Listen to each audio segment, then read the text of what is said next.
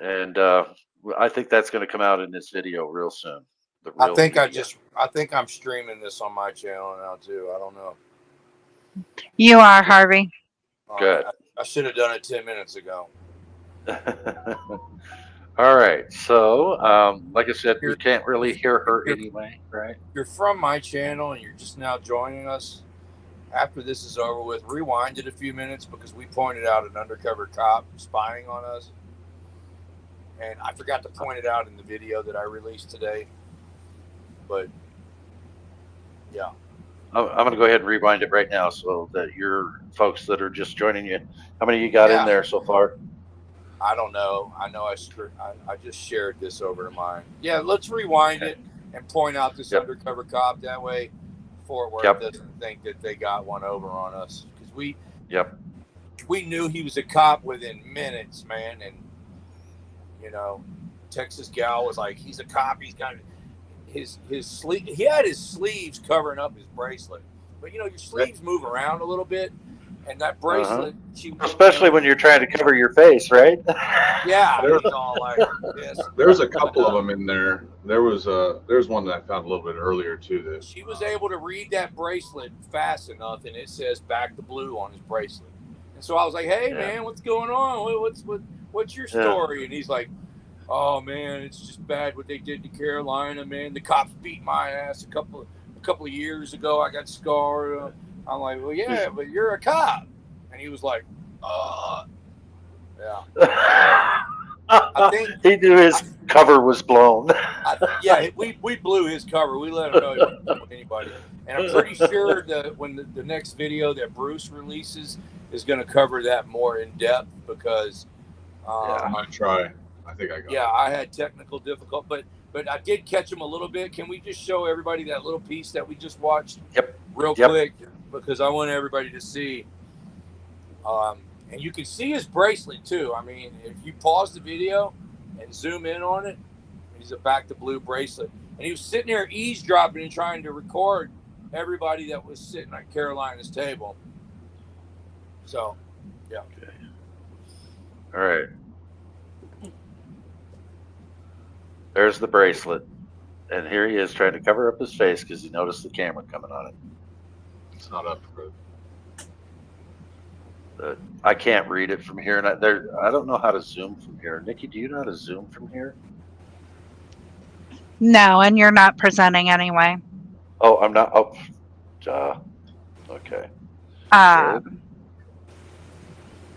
Also, just to let you know, because we are streaming to Galveston Island's channel and Harvey's channel, we actually have over 100 people in here. So I do want to, unfortunately, I'm going to interrupt. I do want to say thank you, everyone, for coming in and watching this. Everybody, make sure you go to all 3 channels and hit that like, share the story out, and subscribe if you have not. You've got Harvey Freebird, you've got Galveston Island Transparency, and you have the Vigilance Committee. All right, here we go. We're going to take a look at this guy. This guy right here. Right there. All right. Right there. Covering his face because he just saw the camera. Blue line bracelet. Blue line bracelet. Phone in the left hand, eavesdropping and trying to record everybody at that table. Yep. And like I said, they're subversive. We're not. I've talked to you guys over the phone, in private, in public. You never say anything in private that you wouldn't say in public. We're not trying to break laws. We're trying to keep everything in the light. They're not. They're subversive. They're trying to infiltrate to see if we're committing crimes behind the scenes, which we're not. So they're the ones that like to keep everything in the dark.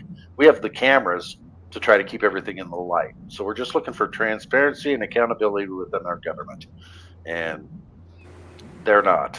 They're trying to be undercover and sneaky, which is slimy. You know, our government.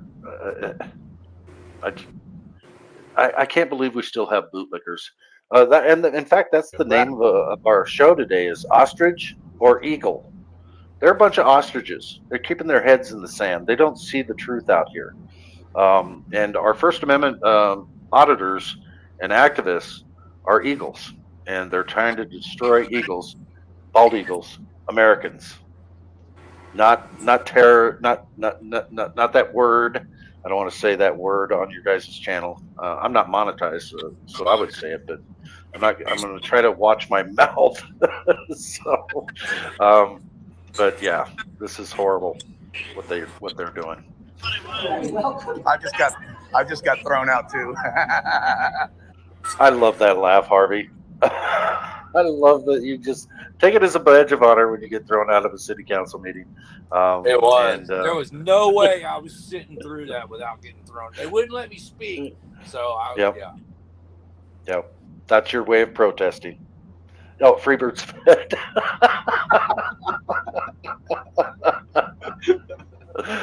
I love that.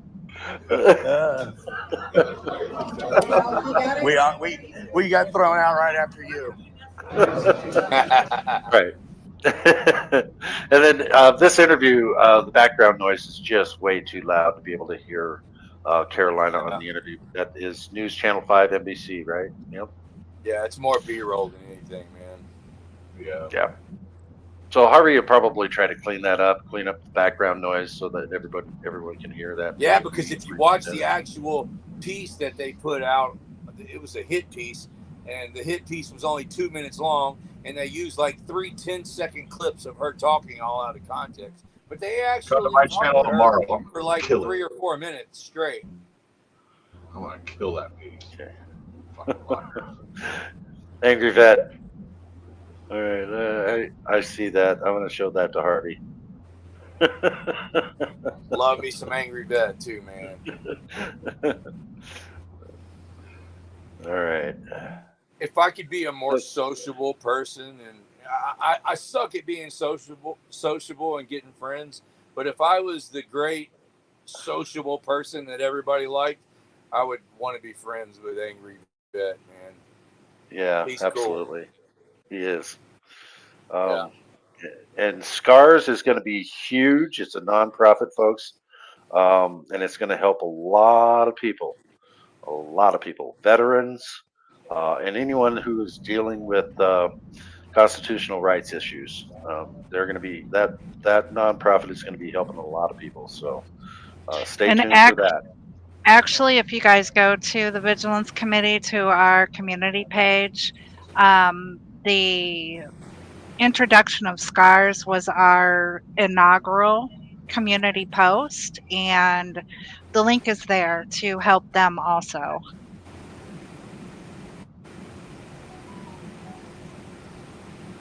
All right. Wow, I need to catch up with the chat here. Wow. What are we talking about next? Yeah. Well, have we beat this horse? Yeah. Okay. What about the video of Chief Roy running me over?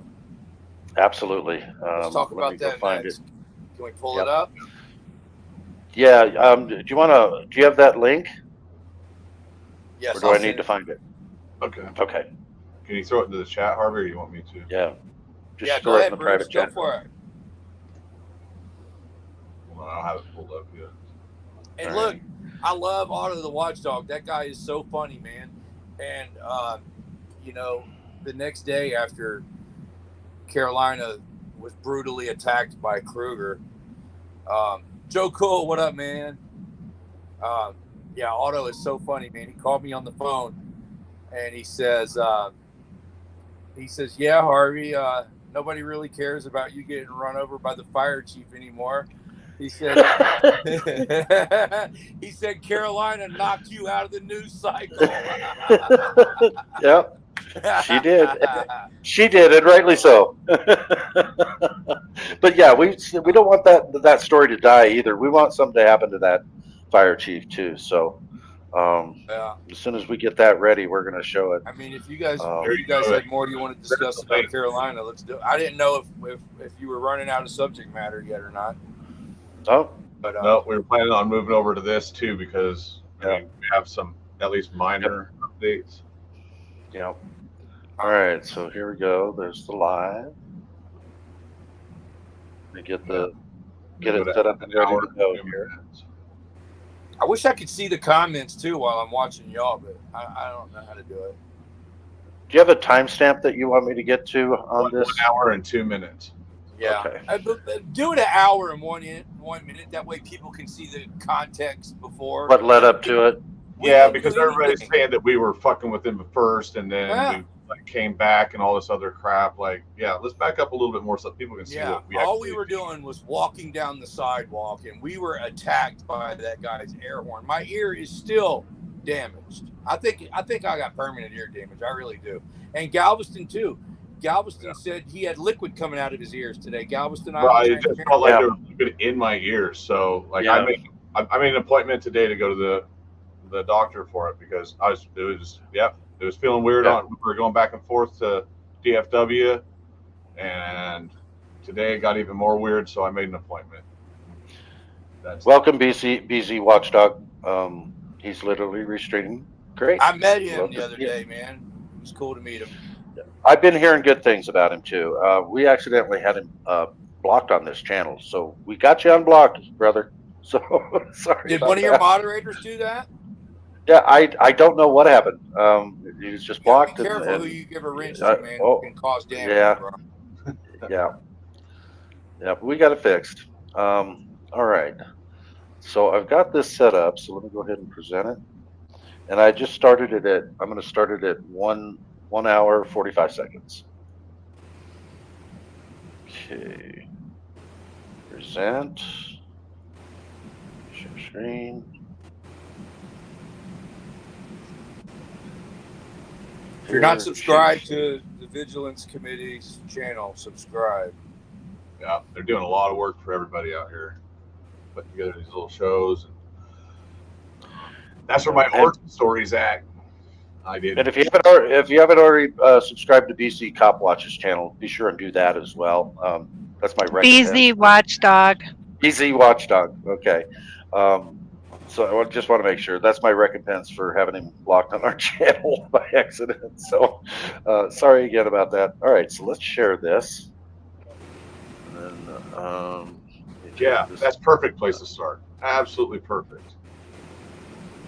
All right, here we go. Because we're leaving the stop on 66. Just remember, guys, this is going to get real loud. Yeah.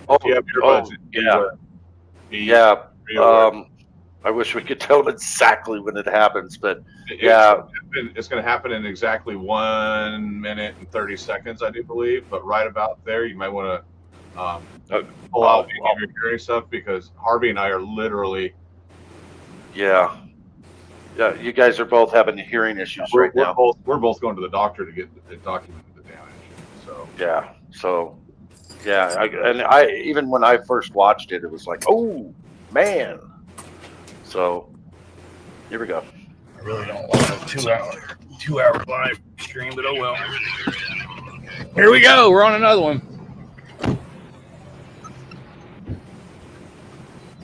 You guys bear with me until I get settled, man. It's going to be a little shaky.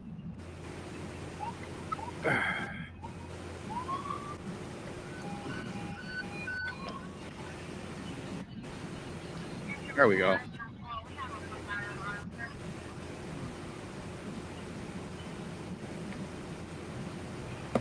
I also want to say, everybody, please keep Carolina in your prayers. There could be long-term effects of what happened to her. And Krueger needs to be charged, period. Here we go, man. It's cop watching in Galveston, one after another.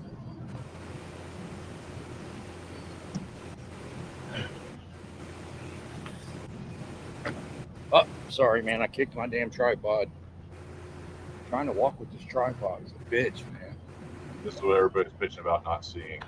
Super. What's up, man? We don't know. That's what we're going down here.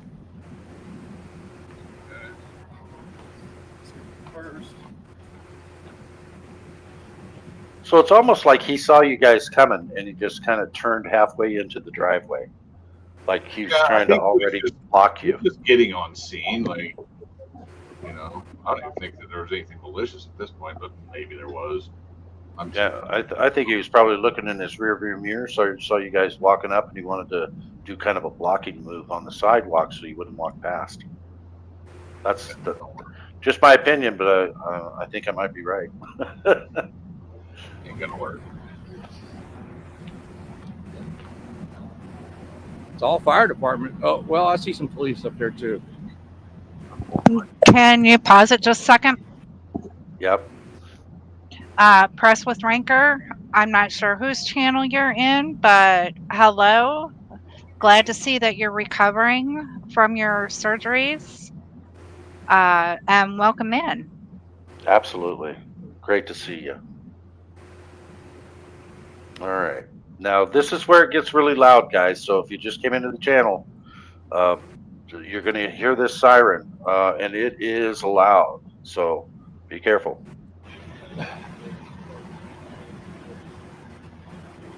Oh, shit, man. What are they doing? Okay. I jerked and stopped it. So here we go. Man, what the fuck, man?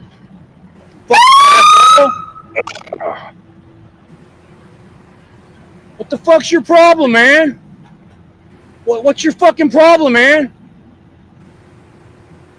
Fucking asshole.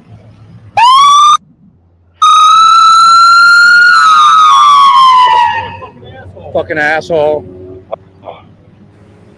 Bitch ass motherfucker. Get your lazy ass out and say something. Fucking talk to people. Yeah, you fucking punk.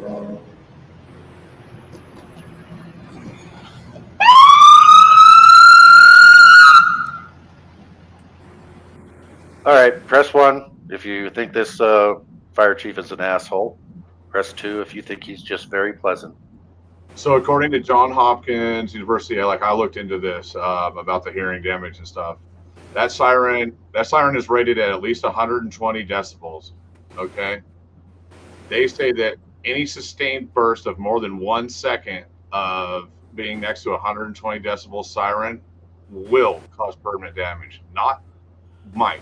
Will cause permanent damage. That's from Johns Hopkins University. So, you know. Yeah, he should be charged. He should be charged. I'm filing charges for assault on it.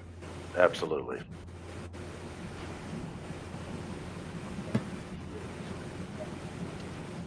I don't know, but I think that might have been more egregious than what he does up here next.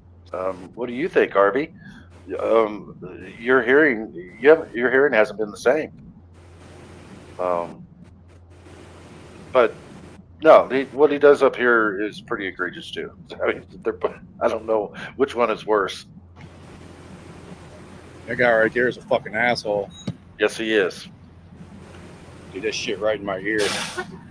That was what we're wanting. Yeah, fucking prick. He could have just got out and said, "Hey guys, can you step back?" Yeah, he could have rolled his window down, anything, bro. He just blew out my fucking eardrum. Fucking piece of shit. Dick sucker. I'm going to mention something right here, right now. Stay on topic, folks. We're not talking about any kind of outside drama. We're not talking negative about people in our channel. We want to focus on the topic at hand, our guests, and what we're discussing, okay? If that continues, we'll time you out. That's a fat, lazy piece of shit right there, man. We need to file a complaint on him. Hey, name and badge number, man. Name and badge number. Look, now he's going to freaking cause a wreck. Look, now he's going to try to run me. Look at those tires. Everybody see those tires? I mean, he cranked them all the way over. Nikki, what are you seeing that? Yeah, I saw it when Harvey put it out. I agreed at first, like Harvey said, when he was backing up, he's going to cause an accident. Well, okay, now we see why he was backing up. He was backing up so he could pull forward, and he's aiming right for Harvey and Galveston Island. Yeah, it's almost like he wanted to get a running head start at him. Just outrageous. Yep. Here we go. Me over. Sorry. Hey, man, what the fuck? He just hit me with his truck, bro.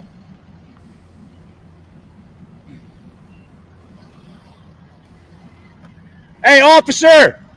He just assaulted me with his truck. This man just ran into me with his truck. I got it on film. He hit me with his truck. He didn't ask us to move. He didn't say shit. He just pulled up and fucking ran it. He just hit me with his truck. He ran me. It's aggravated assault. There ain't no need for all that. Yeah, I got it on film. There ain't no need for him to be up there in a hurry. So they're investigating. Look, first he pulled up behind. So the first words out of the mouth of that cop is they're investigating a fire. Like he's defending the fire chief already. And you guys are reporting a crime. Right? Can I ask something real quick? Absolutely. I can't see the live chats going, but put a 1 in the comments if you think me and Bruce were instigating that reaction, or should I use a 1 or a 2? But if anybody thinks that we instigated that, put a 2. If we did not instigate anything, put a 1, because we were just literally walking down the sidewalk and I got my eardrum blown out. 1 if we were in the right, a 2 if that fire chief was in the wrong. Yeah. Or in the right. Sorry. Oh, just in case you missed it too, Brick, 6 is not an option. It's either 1 or 2. There you go. He put a 1. Awesome.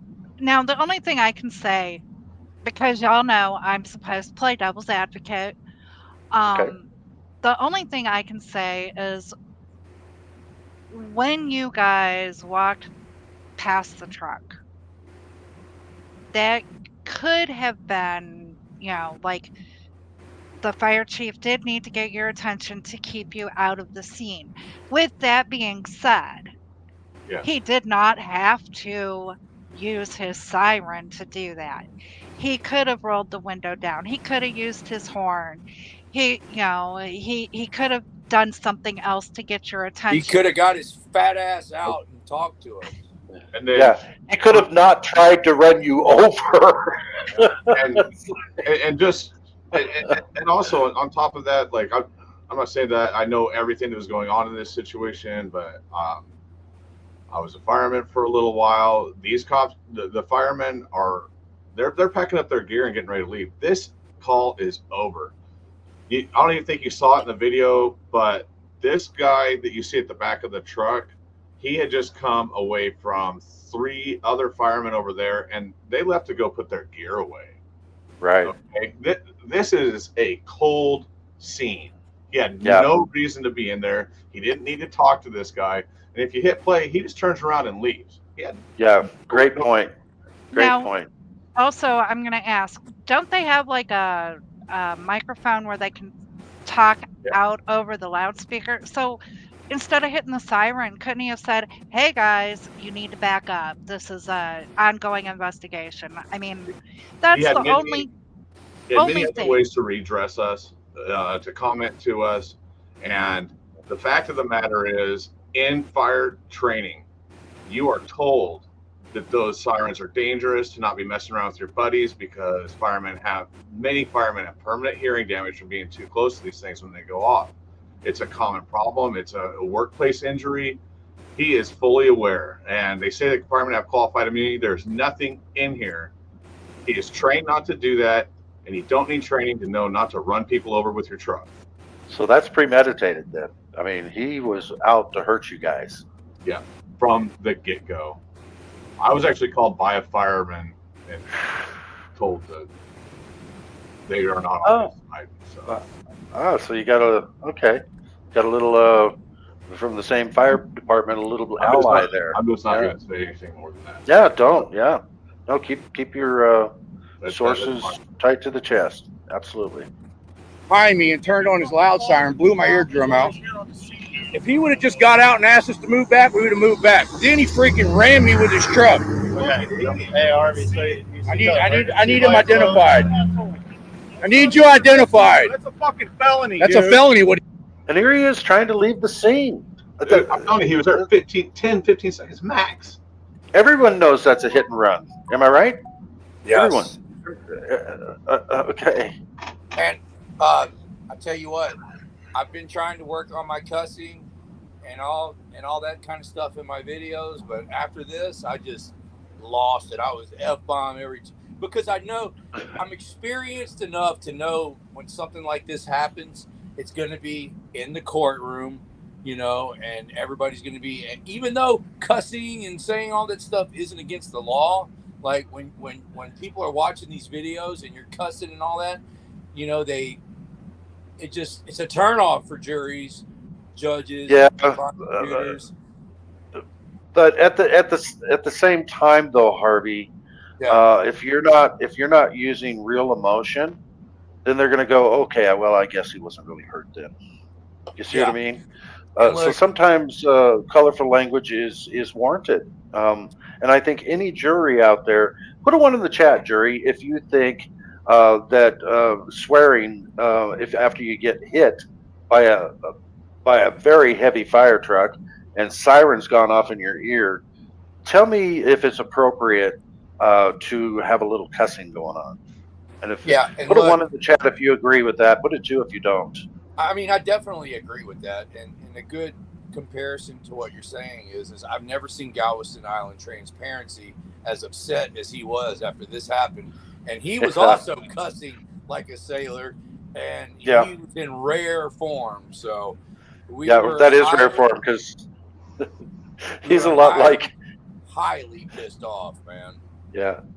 I think he's a lot like Jeff Gray. He looks like him. He acts like him. He's got a little bit deeper voice. You would think Jeff Gray had a cold, but not Jeff. Oh, all right. What's that? Patriot T. Harvey, you need to speak up some, please, or get closer to the mic. Okay. Eat that mic. Closer. Eat it. Eat that mic. All right. Here we go. Sorry, y'all. You don't even have to be here to watch it. All right, so they're investigating a fire right now. See? Oh, again. I forgot he did that again. Jobs need tougher tools. The Hercules 20-volt brushless platform from Harbor Freight. I need him identified. I forgot he did that again. I wasn't prepared for it that time. Man, oh man, that's loud. And it says "Be nice" on his truck. Yeah, look at that. Look at that. Be nice. Oh yeah, he's nice. All right. Battalion 4. Put a 1 in the chat if you can hear me better now. I turned the fan off. What are they saying? So far I'm not hearing that. I can hear you a little bit better. So one guy, we're on a little bit of a delay here.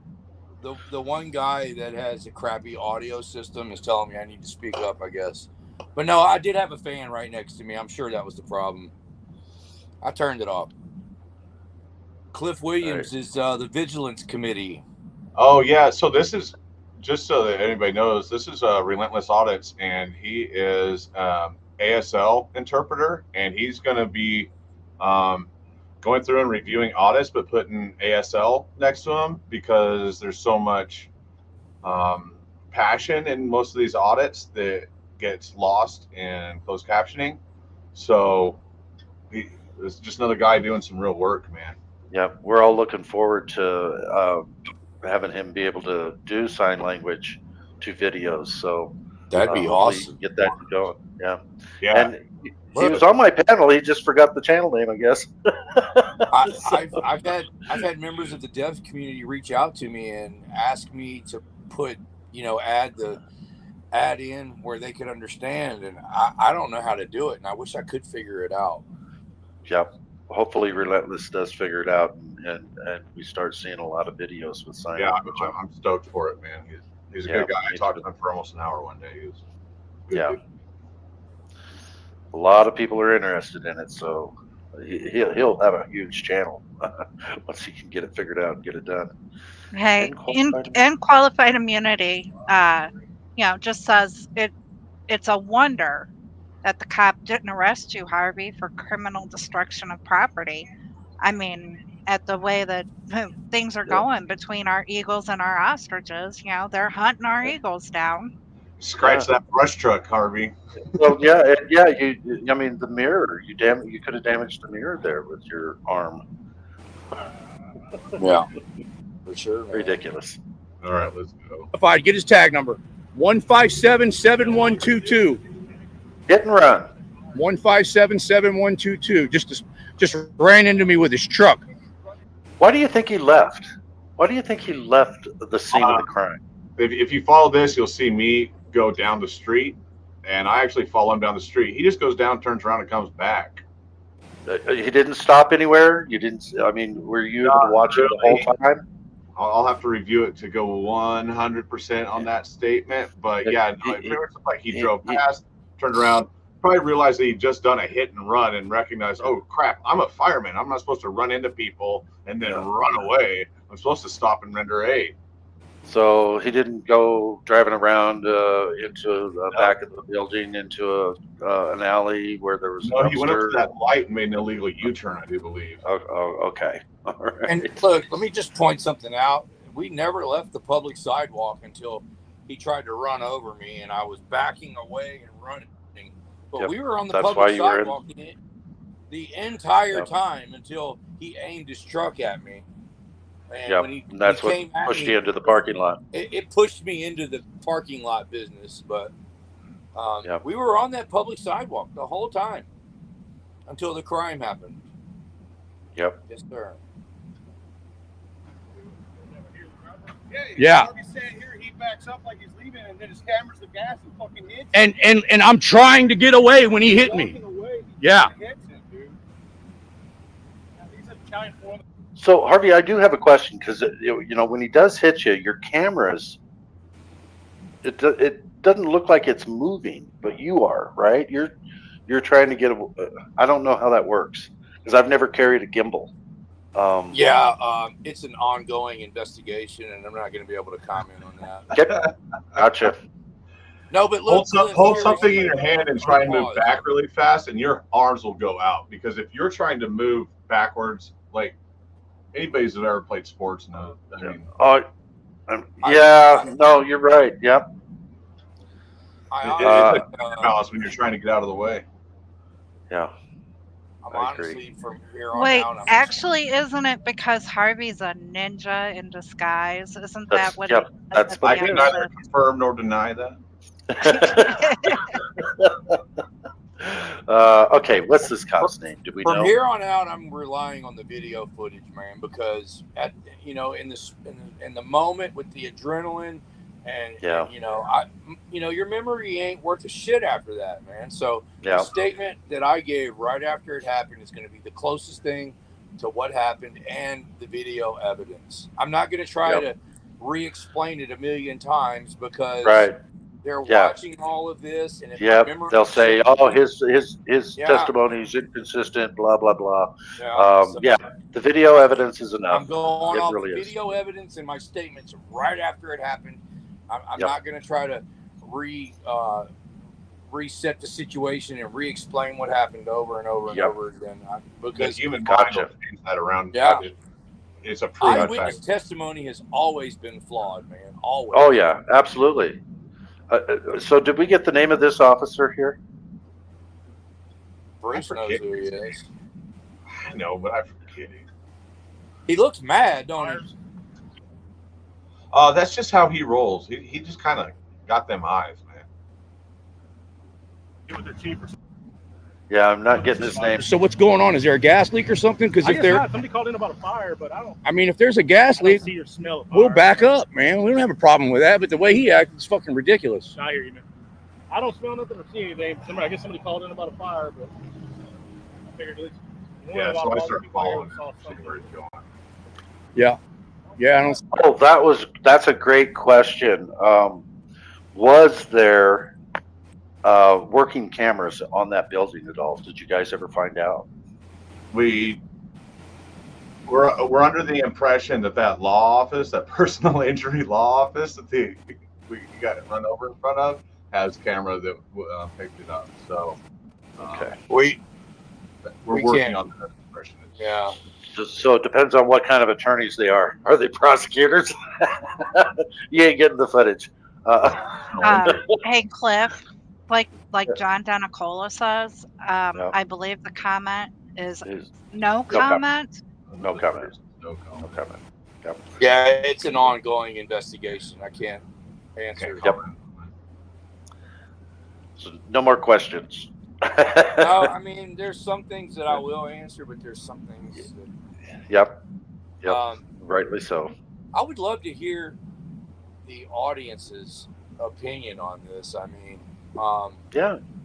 How tall are you, Harvey? as far 6'2"? as, huh? I'm just messing with you. In qualified immunity says Harvey, I don't answer questions. Let's see. Riley Hunter has a really good one here. But are we ever going to get a few million? It doesn't work that way. A lot of people have this misconception that you're going to get millions of dollars in a lawsuit, and it's going to be easy peasy. They're just going to settle. It doesn't work that way. Galveston would settle this one pretty quickly, in my opinion. Yeah, not for millions. Not only that, guys, but even if we do sue, the awards are coming out of the taxpayers' pockets. Yeah. They're not coming out of the battalion chief's pocket. They're not coming out of the officer's pocket. They're coming out of the taxpayers' pockets on any one of these lawsuits that are settled or are won. Absolutely. And I think that the way to actually make change, get change, is, I agree with James Freeman. They need to be criminally charged. This guy needs to be criminally charged for what he did. Period. Yeah. But then, sue him. Sue him for the damages. The detective called me today. He tried to call me yesterday, but I missed his calls. And he called me today, and, I really didn't have a whole lot to say to him other than kind of like what I just said a minute ago. I'm going to rely on what I said right after and the video from here on out. And, he asked me, well, I have to ask you this, Harvey. Do you want to pursue criminal charges on this guy? And I'm like, hey, what the hell kind of question is that? I was saying, yes, I wanted criminal charges on him after it happened. So here it is 3 or 4 days later, and they're still trying to figure out if I want to pursue. I mean, it's just ridiculous. Oh, let's just let this die down. Maybe he'll change his mind. Yeah, no, I don't think so. Yeah, so they're not filing charges on him yet because they wanted to make sure that I wanted to file charges on him. I got Matt. And you said, do you? Yeah. Put him on speaker. Call from Matthew Reardon, Lafayette County Audit. Can y'all hear it? Inmate at the correctional facility. Three-way or call waiting is not allowed and may automatically disconnect this call. This call they don't. To being recorded or this might get him in trouble, dude. Communications between attorney and client. Got Chili. I don't think he cares about trouble at this point. He does not care about trouble at this point. I'll guarantee you that. Should we put on three-way thing? Your call has been accepted. What's up, Harvey? Oh man, I'm doing a live stream with Cliff and a couple of other people. You got anything you want to say to the world? What's up, world? I definitely do. Okay. There's some numbers that you should be getting tonight, both for the Lafayette County Detention Center as well as the District Attorney's Office. The District Attorney over here in Lafayette County stonewalled this thing for weeks, and I say it's the direct cause of me being illegally extradited. Kidnapped is a better word for it. And I'm asking you, okay, it is our constitutional right and duty as citizens to redress our government officials, to redress the government. And it acts so egregiously out of line and tyrannical, such as what's going on right now. So I would like people to You know, after hearing all the details of what happened. Okay? I don't think anybody's really heard yet, man, because Yep. Just Cliff tell them we said- haven't revealed it yet. But Cliff yes. told me to keep it on the down low. So why don't you just explain everything that you want to explain now? Nobody interrupt him. All right, so, well, you know, everybody pretty much knows what went on with the sham DWI over in Galveston. Completely sham, but that was the felony charge. All right, hold on, Matt. I'm going to interrupt you. We haven't announced publicly yet that they moved you to Mississippi. So start, yeah. So yeah, okay. But you're on the right track. I'm just letting you know what. Yeah. All right. Sorry, dude. So let me just say that on May 24th, the felony charge, DWI third or more, which we've known has been sham since day one, was dismissed, and there's an order of dismissal. Okay, the attorney, Luis Baez, who is the attorney over my extradition proceedings, basically to prevent Mississippi. Let him know he's in our chat, Harvey. Huh? Harvey, let him know he's in our chat. I can't hear you, Cliff. What? Let him know he's in our chat. Mr. Baez is in our the chat. attorney is in your chat. Just keep going, Matt. Sorry, the attorney's What's listening. up, Luis? So Luis sent the district attorney the order for dismissal, and the district attorney never responded back to him. He put in several calls to the district attorney's office, never got a call back. It was on Monday, we had a disposition hearing for the extradition proceedings. We have asked for any and all papers associated with the extradition to see, you know, because I've challenged the legality of this extradition since day one. You know, Mississippi had no right to ever they've really been behind everything since day one with the DWI. This was all a coerced plan for Mississippi to then come in and try to revoke my unsupervised probation because of the sham DWI that they played a part in rigging up with Galveston. It's all been quid pro quo. So anyways, the district attorney in Galveston said that they don't have any supporting papers for the extradition. So as I've said since the beginning, why was I being held on this extradition hold? There's no reason to hold me if there's no paperwork justifying the extradition. If the DA doesn't have anything, then I shouldn't have been held. Well, later on that day on Monday, I ended up getting called out of my pod in Galveston, told to pack up my stuff. Apparently, the extradition agents had arrived. There's a under Texas law, Texas Code of Criminal Procedure 51.13, section. Nikki, go ahead and pull that up. Section 3 details out a fugitive from justice, the requirements to be a fugitive from justice. I was never a fugitive from justice. I never committed a crime in Mississippi and then fled. This was all a you know, the DWI happened in Galveston, and I was in jail in Galveston. I never fled Mississippi. But most concerning of all is the fact that I never waived extradition. I never signed a waiver allowing Mississippi to just come and pick me up without having a court hearing on this. I had a habeas corpus filed challenging the legality of the extradition proceedings, and the judge ignored all that. The court ignored all that. Going back to the 51.13, Section 10 is the rights of the accused, which deal with a habeas corpus. Anybody that's in extradition proceedings, they're allowed to test the legality of the extradition by filing a habeas corpus, which we did. But Section 11 goes on to saying that if the rights of the accused are ignored and a hearing is not held, that any officer that passes off that particular person to two extradition agents and extradites that person across state lines, any officer that is connected with it, that played a part in it, is guilty of a misdemeanor and is punishable by up to 6 months and $1,000 fine. Keep the phone up there, Harvey. Huh? Keep going, Matt. And if you ask me, that is a weak penalty for what really happened. Because what really happened was I was kidnapped.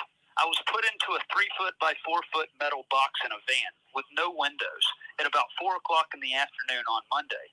And I was driven all throughout the day, all throughout the night, all throughout the morning until I got to Lafayette County, Mississippi at 7 o'clock in the morning, Tuesday morning. And the box was opened. Yeah, because we posted your bond. We haven't released any of that yet. So we did post his bond. The lawyer, he had a court date about 2 weeks ago. They got his bond lowered to about $3,000. The lawyer told me, he said, Harvey, post his bond. I already talked to Mississippi. They're not coming to get him. So I posted his bond, and then that started a clock for Mississippi. I think the law is what they had 10 days or whatever to come and get you. 10 business days, but at the same time, so they came and got him. Galveston to give me Galveston still had a responsibility to give me an extradition hearing, and especially with the habeas corpus filed, Mississippi had all the chance in the world. What they could have done is they could have put in for an extension. They could have asked for up to a 30-day extension before coming to get me, because those proceedings had not been done yet. Yeah. But all that was ignored. And now I'm in Lafayette County, Mississippi. And now the misdemeanor that I was set for trial for July 15th for jury trial, who knows if I'm going to make it back to it. Next Friday, July 5th, is the pretrial date. And what I think and what Cliff thinks, and I believe what Harvey thinks as well, and I'm sure a lot of y'all probably think, is that this was an intentional ploy to try to get me out for Lafayette County to help bail Galveston out of the shit that they did. Okay?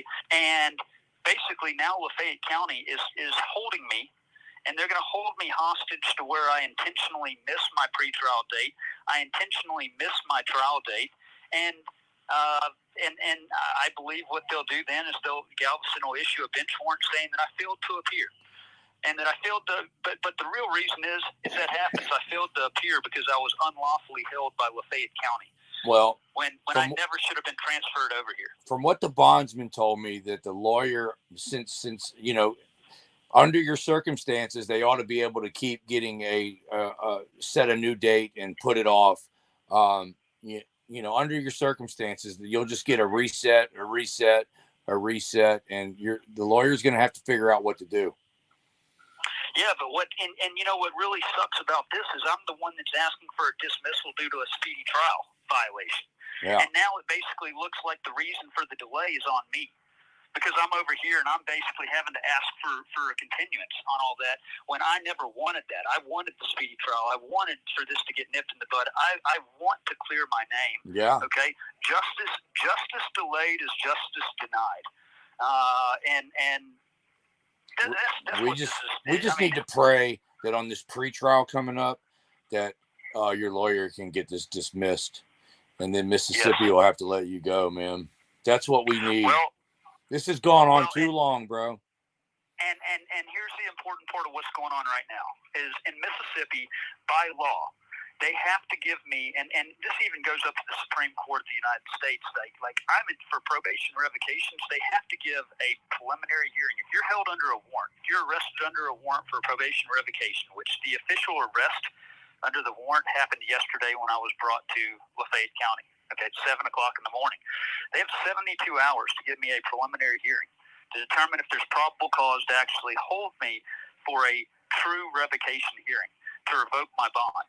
Now, here's the crazy part. The bench warrant for the probation revocation says that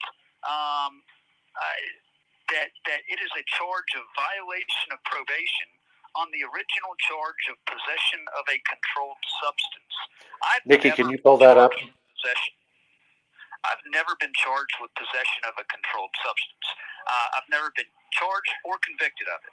I was on probation for stalking a public servant, okay, which was already a bullshit charge that, should have gone to trial. But I was on violation for that, for stalking, okay, not for possession of a controlled substance. So this is a false charging instrument anyways. Then it says the following violations to wit. Defendant was charged in case number 2023-005559 by Galveston, Texas Police Department with the felony crime of driving under the influence, third offense. But check this out. In the state of Texas, they don't have the charge of driving under the influence anymore. It's driving while intoxicated. And that's what I was charged with, was driving while intoxicated, third offense. The case number was 23-CR-22981.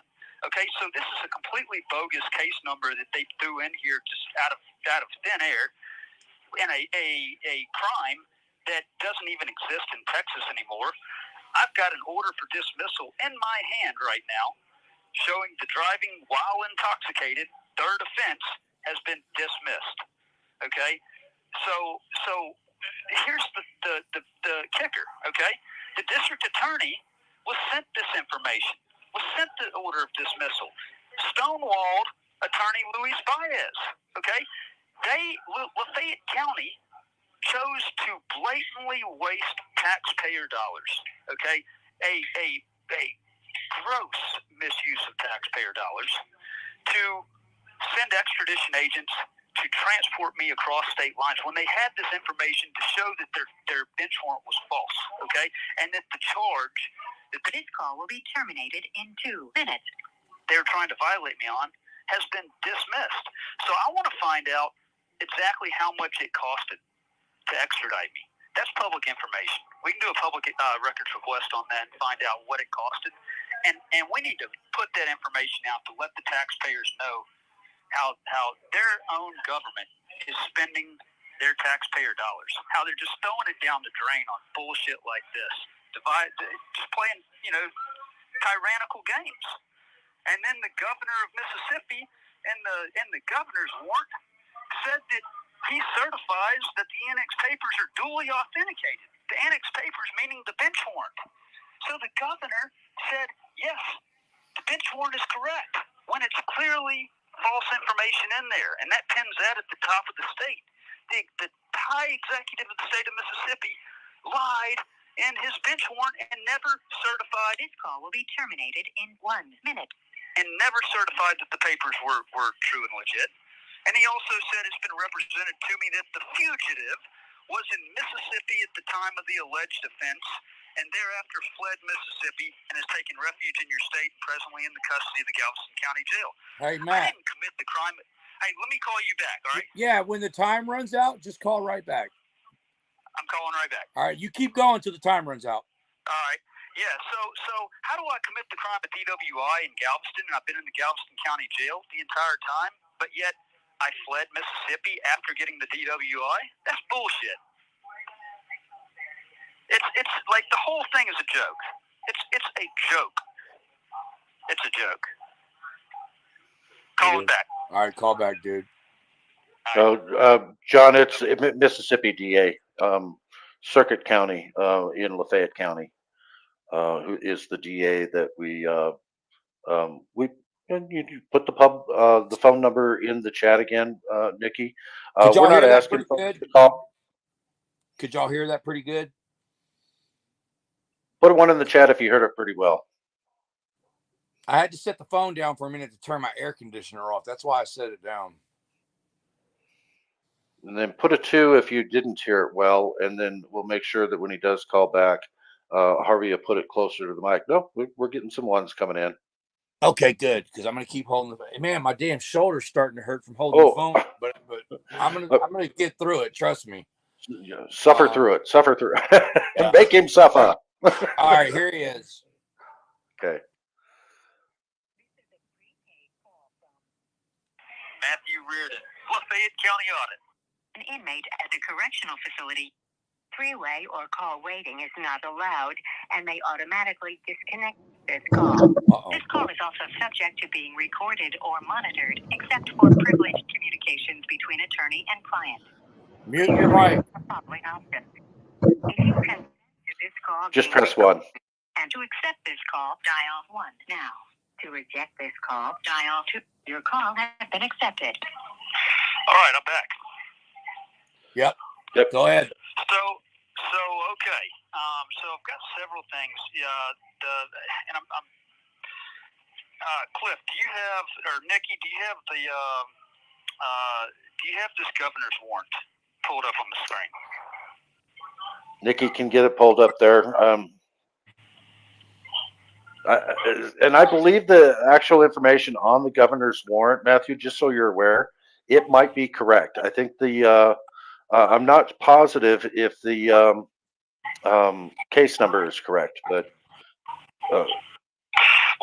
it's not. The information on the governor's warrant is not correct, though, in the fact that the governor of Mississippi, Tate Reeves, governor of the state of Mississippi, do hereby certify that the annexed papers are duly authenticated under Mississippi law. The annexed papers is the bench warrant, is the supporting document that were turned into the governor. And he's saying that the bench warrant, he's certifying as the highest executive officer of the state that this stuff is in working order and is correct, and it is not.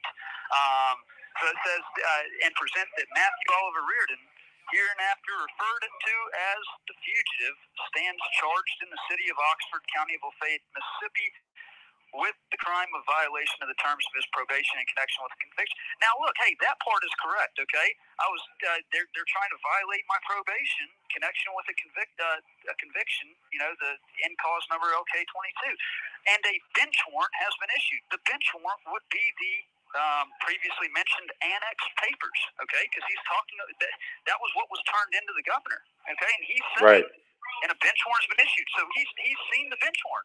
And the governor says that he authenticates it under Mississippi law, okay? And it's been represented to me that the fugitive was in Mississippi at the time of the alleged offense being DWI, okay? That I was in Mississippi at the time that I committed the DWI and thereafter fled from Mississippi and has taken refuge in your state and is presently in the custody of the Galveston County Jail. Please tell me how that makes any sense whatsoever. It doesn't. It doesn't at all. So, you know, the governor has some. The governor has some explaining to do on this. You know, a lot of people have some explaining to do on this, and just to add to our redress list. I'm going to just go ahead and say, where's it at? Right here. Let me give you this number. This is the state of Mississippi, Tate Reeves, governor. The phone number is area code 601-359-3150. Looks to be the number to the governor's office in Mississippi. And if our mods want to put that in the chat, go for it. And I've got the number to the extradition coordinator, but I don't think that's really important because the extradition coordinator wasn't the one to say that the papers were, you know, authenticated. It was the governor. You know, this is just a mess. And you know, honestly, getting back to Nikki, can you pull back up the bench warrant that was issued? Yeah, not the governor's warrant, the bench warrant, the one that says for controlled substance. Yeah. The last paragraph of the bench warrant says the defendant herein shall be advised that no attorney shall be appointed for these proceedings, and should the defendant desire representation by counsel, Said counsel shall be retained immediately at the defendant's expense. So, I mean, here's the thing. Let's be honest. I don't want any attorney that's appointed by Lafayette County because clearly I feel like that would be something rigged. But we can't ignore the Constitution and, you know, I mean, there's something called abuse of discretion when it comes to the court and a clear showing of biasness.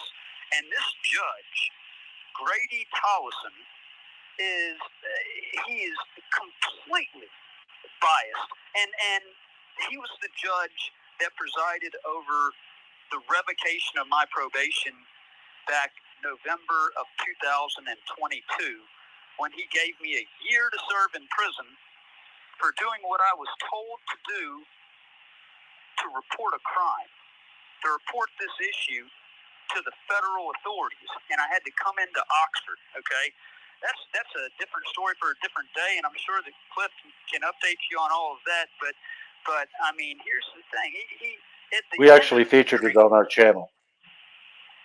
At the end of the hearing, okay, whenever the judge would not let me produce the evidence to show that the deputy lied and that I was doing exactly what I was told, when he sentenced me to a year in prison, I told the judge that he was a corrupt judge, and that's on the transcript, okay?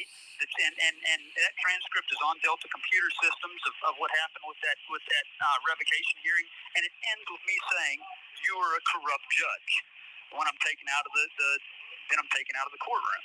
Well, I filed emergency motions with the Supreme Court, and I reported that judge to the Supreme Court for butchering my due process on all of that. So the judge already had a clear bias towards me. Why is this judge the one to sign this bogus-ass bench warrant and the one to preside over this revocation proceeding as well? And he's saying that I'm not going to have any attorney appointed. Bullshit. That is a abuse of discretion. Okay. So I've got a few things. I've already looked on the law library over here. They have to give me a preliminary hearing by the end of business tomorrow, and I've let every jail official know, hey, I am not wavering any of my rights. I demand my preliminary hearing as I'm entitled to within 72 hours of arrest. Okay, so y'all have to give it to me by the end of the day tomorrow. It basically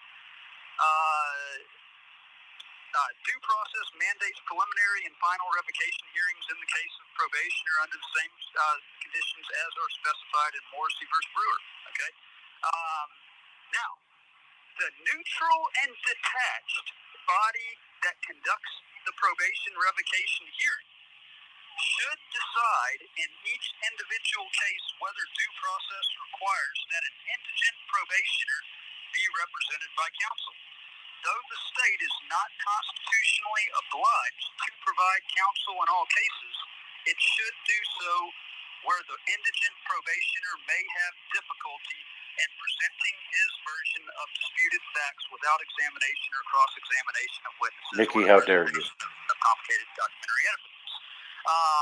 In every case where a request for counsel is refused, the grounds for refusal should be stated in the record. Okay. But look, when facing a revocation, so controlling case law in Mississippi, including U.S. Supreme Court case law, says that when facing a revocation of probation, a probationer is entitled to a preliminary hearing and a final revocation hearing. Furthermore, the purpose of a preliminary revocation hearing is to determine that reasonable grounds exist for revocation by someone not directly involved in the case and to determine if probable cause exists to believe that a violation has been committed. Reardon v.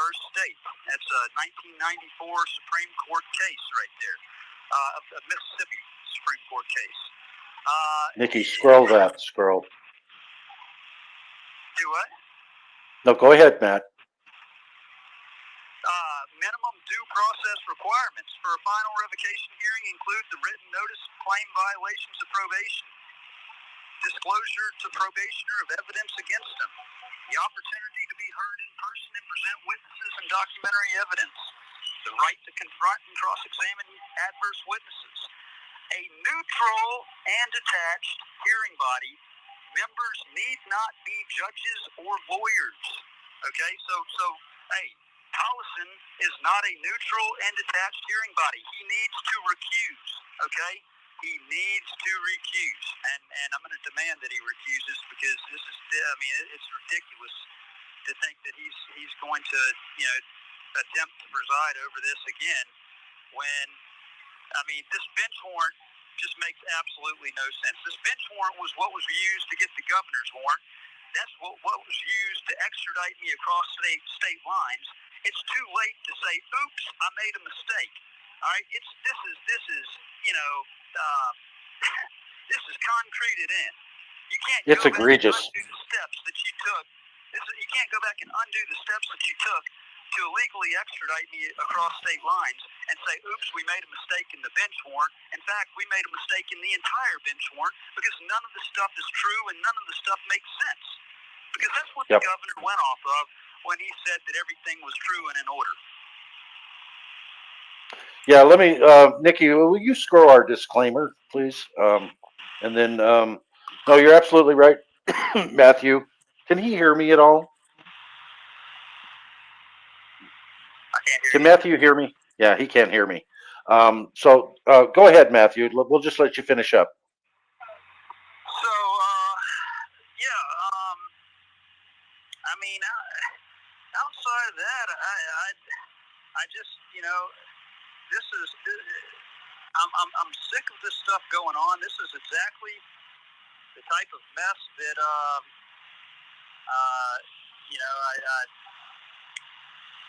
I got word that was going on in Galveston, but clearly it blew up into something a lot larger than Galveston. In the city of Galveston, it's Galveston County and it's Lafayette County, Mississippi, that's been behind all this since the beginning. They're running a kangaroo court.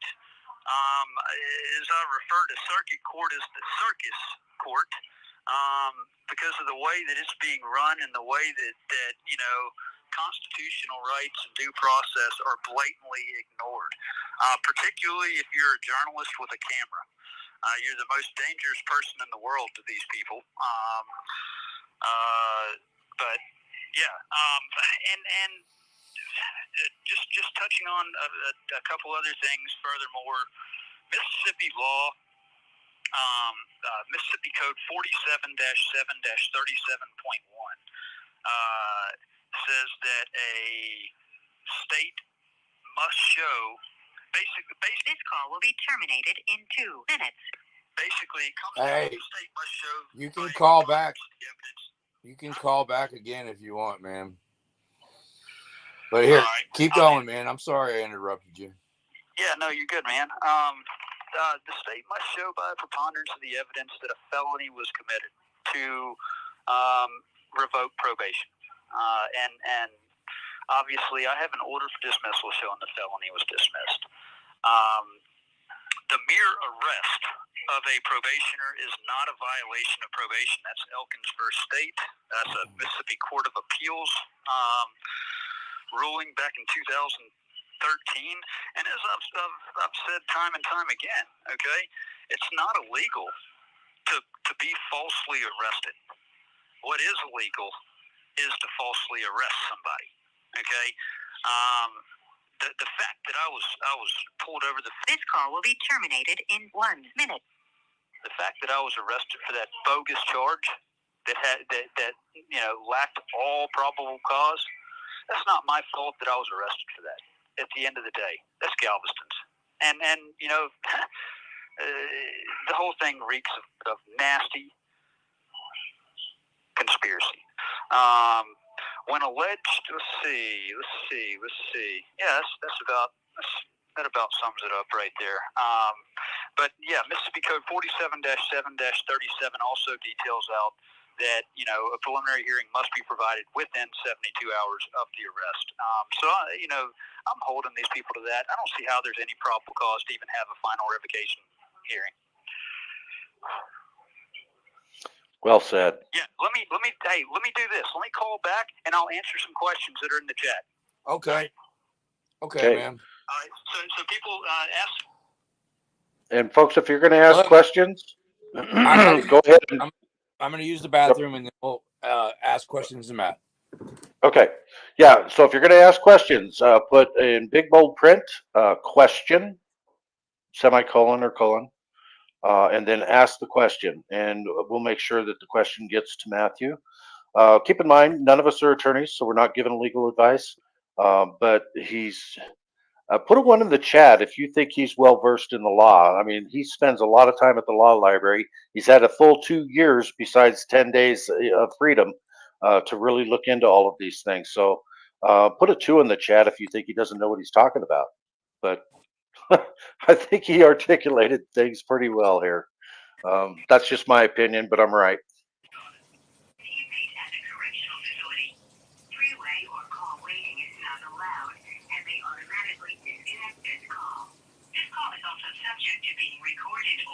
A lot of ones coming in. Communications between attorney and client.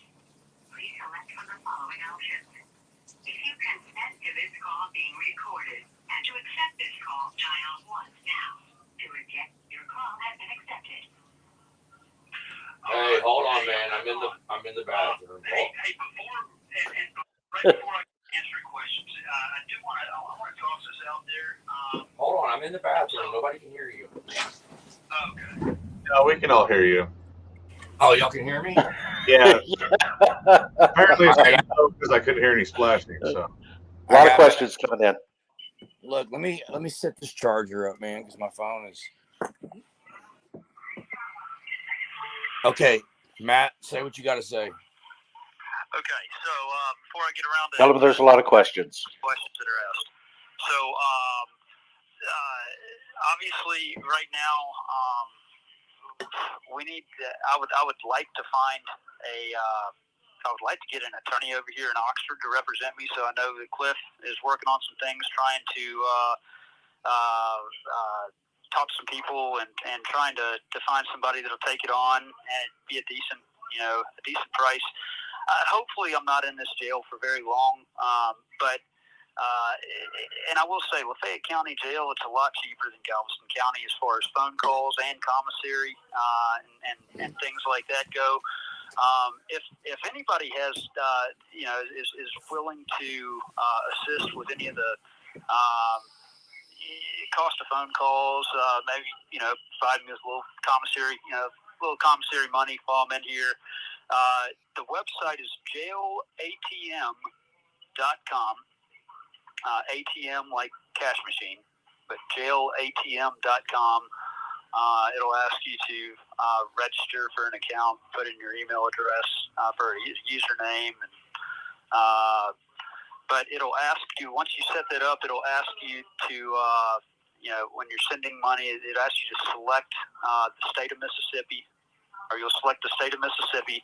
For the facility, select the Lafayette County Detention Center, and then type in my last name, which is Reardon, Reardon. Hit search, and you'll find me. And then that will put money directly to my books for me to get hygiene, get food products, and then I can transfer that money to the phone as well. I can also do video calls in here. So, yeah, is there any... Yeah. If anybody's ever been in jail before, they barely feed you enough to keep you alive. They give you dinner. Yeah, they give you dinner at 4 o'clock, and by the time you go to bed at 9:30 or 10, you're already hungry, and then you have to wait till 5 o'clock in the morning to get breakfast. It is literally torture. So if people can find it in their hearts, put a little money on their commissary, that would be amazing. And we are running Matt's Give Send Go link too at the same time. But Matt, this is your time. Keep going, buddy. Okay. Well, we got a lot of questions. Questions. I'd like to answer some questions, yeah. What's the first question, Cliff? Because I can't see the comments. Nikki, can you pull up those questions? Kind of scroll back into the chat, and that way he can read them. Yeah, if you. Well, you took the first one down, but here's the first one. Who is the prosecutor, Matt? The prosecutor is, you know what? I do It's not. the district attorney. It's Stephen something. It starts with an E. Luis Baez, if you're in the chat, if you, I know that you pulled it up. Stephen something. Okay, he answered that question. This It's next the question. district attorney. This next question, you can Google that and get the answer to that. Let's pull up another question. Has he gotten emails from everyone involved between Galveston and Mississippi? He's in jail. He's in jail. How could he do that? Does this false arrest smell of... All right, that's a terrible Far question. left ideology. Yeah, no. We don't get into politics here. Who's picking it's these not questions? a political left or right thing. It's not. It's a tyranny thing. All right, next question. I'm looking for the next question. Besides, how long can we time Galveston Island out for? How long can we what? Time Galveston Island transparency effort. Tell him, Harvey. When does... Come on, man. Matt's asking to answer some serious questions, man. This question that just popped up, that's a matter of opinion for anybody. Yeah, those are opinions. Yeah. Next question. Come on, people. Ask those questions again if we haven't read them out loud. I'm getting irritated. I don't know if it's the person picking the questions or if nobody's asking any questions. No one's asking questions yet. All right, Matt, no one's asking questions, man. All right. Yeah, it's been pretty well explained. And I know, and you know, Galveston Island, do you have any questions? No, I think that he's explained it pretty well. I mean, yeah, he's well read and he's gone through this. I mean, he's had a lot of time to study. He's been locked up for this Galveston thing for 10 months, and then he only had 15 days. Yeah, he only had 10 days of freedom, and he was locked up for a year before that. I mean, this shit is really irritating. All right, we got your Give, Sing, Go link, Matt. We need to get this pushed out on some big channels. I know Cliff's in the process of growing his. You know, we need to get this on some pushing. Matt, we got channels that have a lot of people. We've got 200 live watchers watching right now. Awesome. Yeah, we got this on it. What more do you want? Share. Let everybody know. Please subscribe to Cliff's new channel, and if you haven't subscribed to my channel, Lafayette County Audit, make sure you subscribe to that as well and check out the videos. Any more questions? Any more questions? No. Okay. So, do you have a hearing set in Mississippi? That's what I want to know. No. So, as of today, I had my mom call up there today, and basically, I told her to say that I'm asserting my right to that preliminary hearing within 72 hours, refused to waive any rights, and she called up there, and they transferred her to Judge Tollison's attorney. Yeah. And that's what she worded it as, Judge Tollison's attorney. And that attorney took her name and number to call back if he had any news or whatever. Then Cliff called up there and said that whenever he called, they were friendly in the circuit clerk's office until he said Matthew Reardon, and then the tone changed, and they wanted to kind of get complacent on the call and said that it was up to the district attorney to schedule the preliminary hearing, which I think that's bullshit. It's not left up to the DA, especially the DA that dropped the ball on this whole entire deal. It's not one-sided like that. Yeah. This is a matter that the court needs to set the hearing. But anyways, they gave Cliff the number of the DA, or two numbers for the DA. Cliff called, and busy signals on both of them. So we definitely, that DA, please, rip a bunch of calls into that number. That's hold on. Definitely worth. That was a good question that was up, and now it's gone. Okay. The Sorry about that. That was my fault. The question was, haven't you already time served what you were charged for? That was a good question, and now it's gone. Question: Isn't time served by now more than what could be sentenced to you if you're guilty? And that is a great question, and you are correct. Yeah. Matt, please explain that to him. Okay, that's a great question. And answer to it, I have been offered time served 3 separate times on the misdemeanor DWI. They do that so that they can try to get an easy conviction. But if you're not guilty, if you're innocent of it, then you don't give them the conviction. The fact of the matter is, I've been in jail for over 10 months on what was reduced to a misdemeanor. The felony was dismissed. It was refiled as a misdemeanor. The longest that they can give me in jail on a misdemeanor conviction is 180 days. So I'm already 4 months past the maximum that they could give me on a conviction. So hell no, I'm not going to plea out to time served. As my attorney and I have told them over and over, the only thing I'm going to take is a dismissal completely or a jury trial. And if he pleads guilty, then that violates the conditions, even though the conditions were brought up on bullshit charges that don't even exist. But if he did plead guilty, that would violate that condition in Mississippi. Well, but no, not necessarily. Okay, not well, really. Explain it, Matt. I'm sorry. Well, Mississippi law 47-7-37.1 specifies that probation, that the court can revoke probation for a felony charge or for absconding from reporting. And I was obviously not on any kind of reporting, supervision. The felony charge has been dismissed, okay? But still, I'm not going to give them any type of conviction whatsoever. The fact of the matter is, what they did was wrong, and I'm going to fully hold them accountable, by every, possible remedy that I can. I lost everything in this ordeal.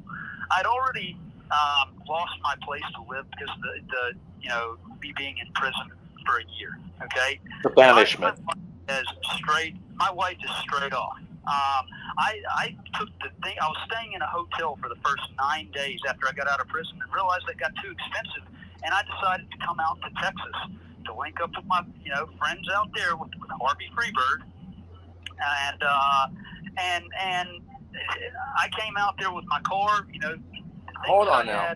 Hold on. Didn't Ninja invited you over here? I'd never met you or talked to you before. Yeah, Ninja, Austin, but Austin, all my stuff is now gone. My laptop computer. Let's talk about that for a minute. Yeah, good point. Whoa. Go ahead. Yeah, my iPhones are gone. He switched out the iPhones in my bag with 2 busted iPhones. The laptop's gone. My cell phones are my 2-factor access into my YouTube channel and into everything is 2-factor. So that screwed me over royally. What about your laptop? What kind of laptop did you have? The laptop was a brand new HP gaming computer, a gaming laptop, which that means it has a super badass graphics card for doing video processing. I wasn't using it for games. I was using it for video production. How much did you pay for it? About $700 and change, I think, after tax. And that laptop is gone, Austin. The laptop is gone. I had a brand new. I had just gotten the iPhone 14 1 week prior to coming down. And that's gone. That's gone. That's $1,000 phone gone. That's still linked to a. This call will be terminated in 2 minutes. And then I had an iPhone XS that is gone. That's gone. All of my kids' pictures, from my oldest kid to my youngest, videos, all that gone. luckily, I still have retained one of the cell phones. Harvey has that in safekeeping for me. So hopefully I can get back into my accounts. One cell phone out of 3 cell phones and 1 laptop. That's all I was able to get from Good Citizen News, and it was the least. It was the the 2 expensive cell phones and the expensive laptop are gone. And here's what's fucked up. Here's what really makes me mad is he brought over a bag of trash and dropped it off to me, and he thought that I was just going to hold on to this stuff for months or whatever it took until Matt got out. And then he was going to say, well, Harvey must have took the shit because I gave it back to him. But no, that's not what happened. As soon as he gave it to me, will be terminated in 1 minute. I documented it. Down to, Yeah. yeah. And Matt So said what this it was comes not down his to at stuff. the end of- And I have him video recorded admitting that the stuff that Matt gave him is now missing and it's his fault. So there's no way he can try to say that I took the stuff. He took the stuff. I lost literally everything in this ordeal. Galveston seized my car and sold my car at public auction. I literally lost everything. I'm not giving them a damn thing. I'm taking this all the way, and then I'm filing a huge civil rights suit over this matter. Yeah. They can take that to the bank. And that's why he's still in jail. Hey. All right, Matt, dude. Everybody, take care. I appreciate your help. We're here for you, bro. We're doing everything we can, dude. Keep your head up. Phone calls. Keep your head up, dude. Call me anytime. I'll answer. All right, man. Appreciate it. Hey, y'all, call. Lafayette County Detention Center, the DA, the court, the governor's office. There you go. Yep. There you go. Look, we did have another question here. Let me go ahead and ask this. No, let me ask these questions here. This question was: do you think that the right to a speedy trial has been violated? He submitted that to that court. You can leave that question up there. Don't change the subject because then I'm going to forget about this. Okay. Yeah. He was just talking about all the stuff that Good Citizen News stole from him. And he personally cost me $1,000 over his lies. And yes, he did. His lies were, because we all raised $1,600 in the GoFundMe. We raised $1,600 and the trolls started trying to attack that GoFundMe. And we got nervous that GoFundMe would shut the account down and refund everybody's money because I had already started one GoFundMe for him and it had $200 in it and it got shut down and the money was resent.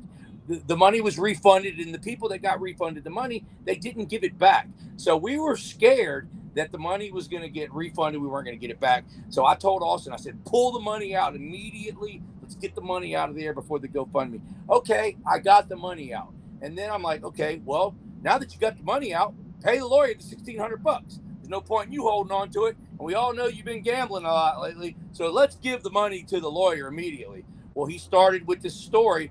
Well, the lawyer said he won't take the $1,600. He wants the $2,500 only. Not 16, only 25.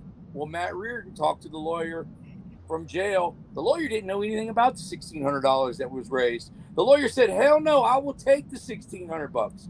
So I go back to Good Citizens News, send the lawyer the $1,600. And he kept on with this lie. The lawyer will not take the $1,600. This is my lawyer. And he made sure that none of us could access this lawyer because this lawyer was his lawyer. And anyways, so this lie went on for a week. The lawyer only wants $1,600, not. So I said, okay, well, I'm going to put up $1,000 with the $1,600. Let's go pay the lawyer right now. Put up or shut up. All right. Yeah. I put up the $1,000 to make the 25. Okay. I took his ass to the bank and then he couldn't come up with the full $1,600, even though the receipts showed that he had processed out the money.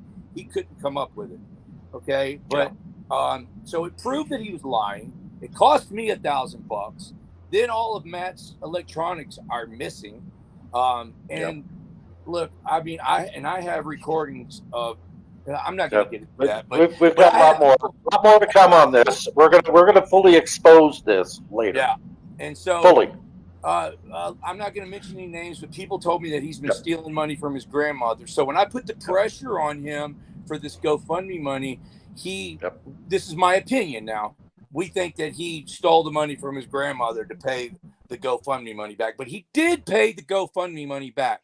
But I mean, it was an act of Congress to get that money. Yes, VA outlaw. Yes. Yeah, it was an act of Congress, and none of his stories matched the receipts, and he lied, and he cost me $1,000 over his lies, and I'm mad, and I will never. He hasn't posted a video in months. He is I a will failed never auditor, trust him again, and there'll be more to come. You will never see me associated with him ever again, because once you break my trust and you lie to me, then I'm done with you. Yep. All right, now let's move on. We're all pissed about it. We're right all there with about it. And then he tried to turn the whole community against Cliff with lies and shit. So and that made me mad. Well, this I'm guy, glad you. Nobody helped Matt more than Cliff did, and Good Citizen News shit all over that man and tried to turn the whole community against him with lies. And the only thing that Cliff did was help, and that was the first red flag for me, man. And that's when I started to switch sides. Like, hey, man, something's not right with him, man. And Bruce is sitting over there all quiet, but Bruce sniffed him out way before I did. Bruce, I don't know if you want to talk about it, but go ahead. I mean, I bailed him out. I bailed him out live, and I ain't never seen none of the money. So, I don't know. I get lied to and stolen from all the time because I'm I wear my heart on my sleeve, and I, bleeding heart, whatever. But, man, me too. I don't have anything good to say about. So, yeah, if you bond somebody out from jail, I mean, yeah. He told me I could have the money back as soon as he won his case against the state. Yeah, he said as soon as I get a lawsuit, I'll pay you back. Bailed his ass out of jail. He told me as soon as he gets paid from his lawsuit from the state, so I'll pay you right back in 5 to 10 years. So he still owes you what, $400 or $500, Bruce? Yeah, $400. All right, so this question here, I've been wanting to get to it. All right, sorry about that, y'all. No, you're fine. I didn't want to do this yet, but Harvey, I understand his passion, and I'm right there with you. But we've been trying not to throw it out there and throw it under the bus, but you know what? It's just sad. It's sad. It really is. I thought that we were looking at a true activist, and it actually hurt me. So let's move on. Let's. I thought he was my best friend. Yeah. Do you think that the right to a speedy trial has been violated? In fact, when just before he got extradited to Mississippi, he asked his attorney to write up a motion to dismiss the case on the speedy trial because he had three out of the 4 key things that were needed to get a dismissal because of lack of a speedy trial. 8 months was one of them. He'd been in there for over 10 months, almost 11 months. So he wrote it up and submitted it to the court. The court has never acknowledged it.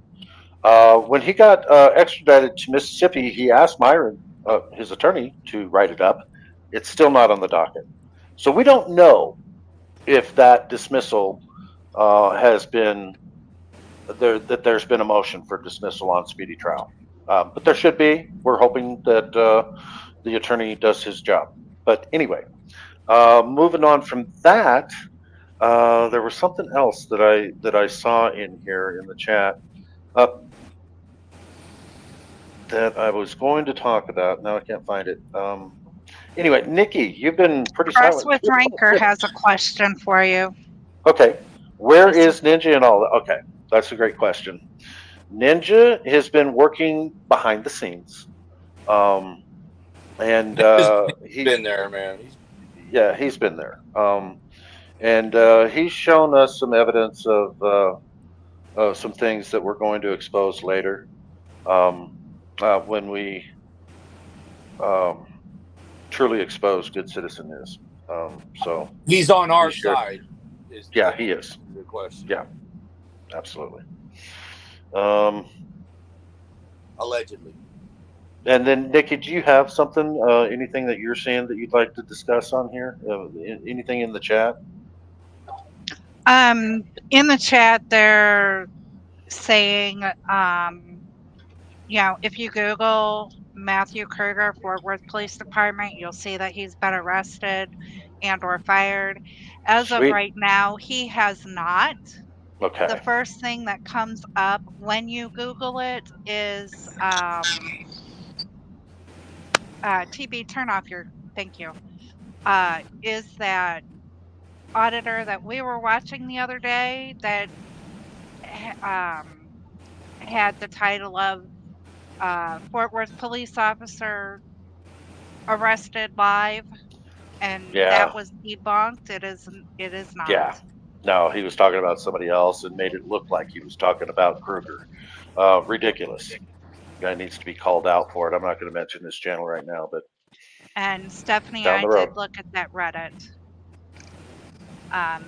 But once again, as of now, it has not been confirmed that he has been arrested, nor has it been confirmed that he has been, I don't know, placed on administrative leave or fired. And I just want to reiterate this too. The Vigilance Committee and all of us vigilantes will not accept anything less than criminal charges on Krueger. So just want everybody to be aware of that. Somebody has their YouTube on, and we're hearing an echo. I've got a great idea, man. And I don't think a lot of people realize this, but after Krueger pulled the gun out on Manuel Mata for jaywalking, I made a special trip to Fort Worth and found Krueger and went.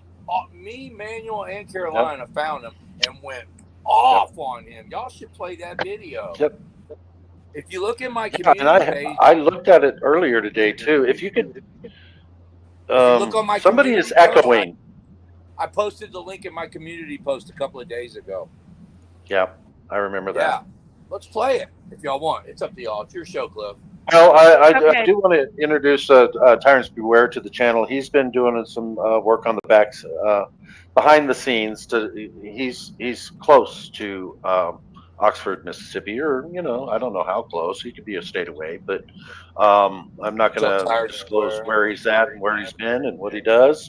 So, but do you have anything to add to all of this, or do you want to discuss what you did today to see if we can help Matthew? Well, I will actually say that I am 40 minutes away by driving, and that's all I'll give on that. But yes, I did go and talk to the lawyer that I did the internship with, and I found out that he actually was a special judge in one of Matthew's case, so we couldn't use him, but they did give us a lead on a particular law firm which is very interested in cases like this. So we're going to do our due diligence, check them out, give them a call. And as a final note, I will be going and seeing Matthew this Saturday. So he knows he's got friends right there with him. Oh, I thought you had the appointment on Friday. I must have misread it. But Saturday, Saturday's good. Read your email or your text messages. You'll understand. Okay, gotcha. All right, so there's the update on Matthew. There's the update on Carolina. There's the update on. Oh, you know what? I've still got this fire truck up here too. But Harvey, if you're looking for that other video, and you can send us the link. I'll send you the link. Happy to play it as well. I'll send you the link right now. Okay. How many people do we have in the chat? 141. Okay. Everybody, if you think that Matthew is just a piece of trash and should be put in Mississippi prison, put a 2 in the chat. If you believe that he is innocent of the charges that he's been charged with and should be never should have been sent to Mississippi in the first place, put a 1 in the chat. I want to see what people are actually thinking here. I'm looking for 2s. If there's anybody that thinks that Matthew should be where he's at, I want to know about it. I'm not going to call you out. I just want to know. I'm seeing a lot of ones. I haven't seen a 2 yet. I don't know if we've just got supporters in here, or if we do have some bootlickers. I'd like to see some bootlickers in here. Maybe we can convert them. I just Go ahead. emailed you the link, Cliff. Okay, thank you. Check your email. Bruce, I don't know what what is gambling. Bruce sent me a text. What's Austin's gambling channel? He does have a channel where he goes and gambles He for has money. a channel that you can go and watch him spend the money for Matthew Reardon's lawyer. Yeah, we can. It's actually on his channel. It's on his channel, and the money he's spending on that channel is the money for Matthew Reardon. One way or another, I don't care how you want to slice them dollars. Them dollars shouldn't have been lost on there. I'll find it. I actually subscribe to it, but when I type in poker, it doesn't show up. Yeah, I haven't. Thank goodness it was maybe been blocked. Poker at the lodge. Go ahead and roll that video that Harvey threw up there.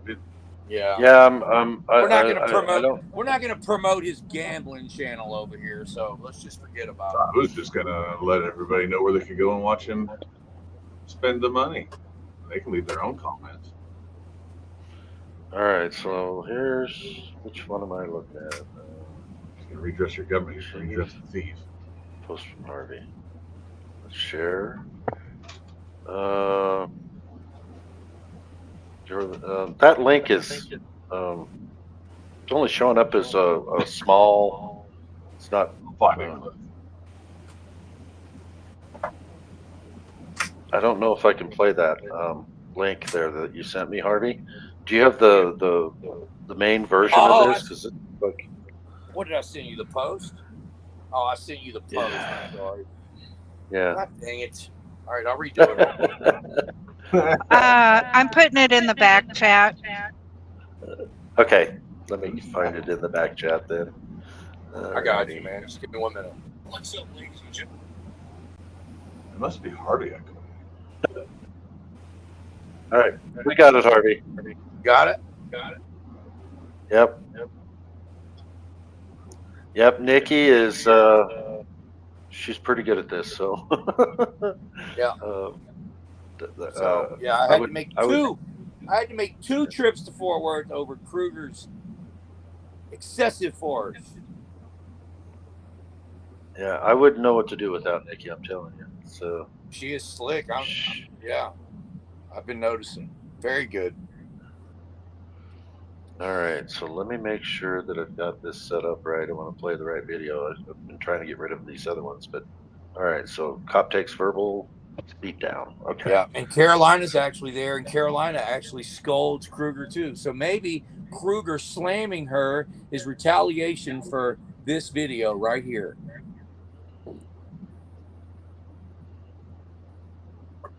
Yeah, I remember this too. I remember watching these. All right, here we go.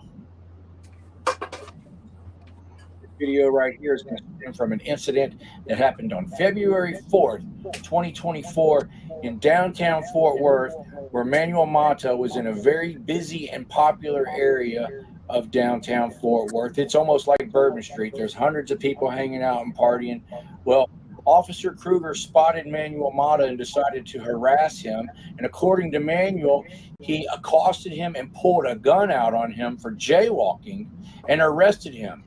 Well, after they arrested him, they conspired to justify the force they used and added a charge of evading on him. Well, this video is going to pick up 1 week later on February 10th. Me, Carolina. You're right, Benghazi Rabbit. He always carries it. him and Galveston Island. Carries what? In Fort Worth, Whitebeard and Manuel Mata went down there to get their You're side carrying of the the story, and stream, we found Harvey. Officer Krueger and unloaded on him for an hour You've got straight. the most You viewers guys are on really your going to channel. enjoy this. There's going to be several videos that are going to be coming out this week that stem from this night. But here is us confronting Officer Krueger. Let's get to it. All right. So, again, folks, anybody that's in the chats, go to Harvey and Galveston Island's and Tyrants Beware's channel hit the subscribe button. TB, are you live streaming? No, I'm actually at work. I can't do a live stream right now. Okay, no worries, no worries. If you go to Tyrants Beware's channel, click on just click on one of the videos, hit the like, and then come back. Okay. Here we go. What's your name and your badge number? Can I help you with something? What's your name and your badge number? Officer Krueger, badge 4454. There he is, right up here in the left-hand corner. Look at that guy. Look at him. This guy, right here. He looks like he's on drugs to me.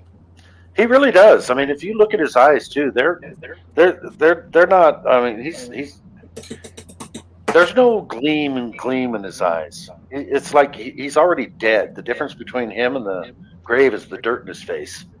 It's like he has no soul. This is the pussy that arrests me. That's him right here. Look. Oh, it's a hoe. Why you pull a gun on me for? Huh? I'm going to discuss an ongoing case with you. Why'd you pull a gun on me, pussy? Jaywalking. Huh? You were scared or what? I apologize, guys. I should have said he looks unalived. Of all of our actions report. What? Do you want me to answer your question? Yeah. Okay, you probably want to stop talking so I can answer them. I'm asking you. What's up? Okay, repeat your question for me. Why'd you pull a gun on me? Once again, I'm not going to discuss that. When did you tell me to stop? That I was being detained? Mr. Mono, all the details of the investigation will be reported. Nah. Why didn't you give me a ticket then?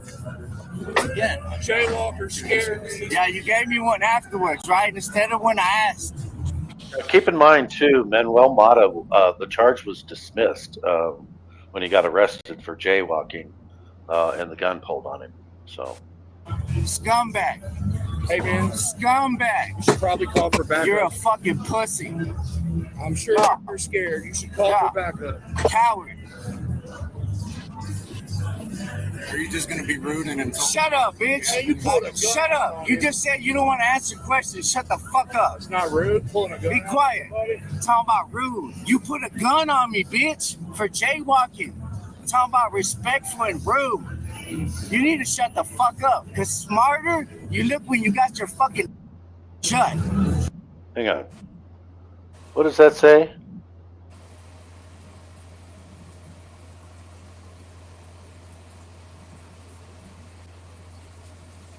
Oh, okay, Mike. Nikki, what Mike here said, what do you think? Apparently, Mike has not seen the body cam footage that was put out.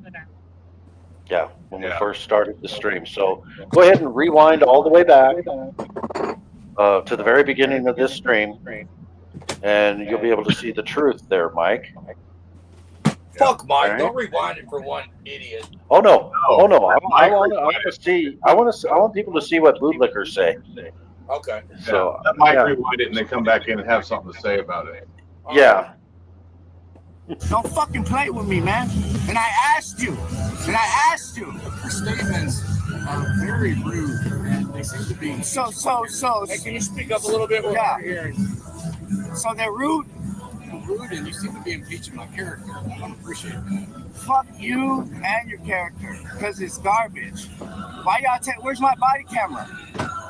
You took it off. Where's it at? Once again, you can get all of that documentation. No, I went. I went to the property room. They said y'all never turned one in. So again, where's my body camera? I went to the property room. There's not one y'all turned in. And Cardenas took it off my chest. After you took it off and handed it to her. Here. Don't worry. I'll see you in court, wimp. Did you lie on the police report too? Don't worry about it. Perjury. Remember that shit. Remember what your supervisor said in court. Are you accusing me of a crime, Mr. Mono? Did you accuse me of a crime? We asked you a question. Did you lie on the police report? Because you're going to be put on the Brady list real soon. You know what that means, right? A Brady violation means when you lie on a police report, untruthfulness, when you file a false oath breaker. Yeah, You're saying that you are an oath breaker. Exactly. So that's you. You are saying that? Huh? Are you saying that I filed a false police report? Yeah. You're accusing me of a crime? What, you gonna arrest him for that now? You're gonna arrest him for speech now too? You're gonna pull your gun out on him for that? Do you have any factual basis for those allegations, Mr. Model? Your body camera. Have you gotten a copy of my body camera footage? Oh, don't worry about it. We are. Don't jaywalk. This guy will pull a gun out on you for jaywalking. Yeah. Yeah.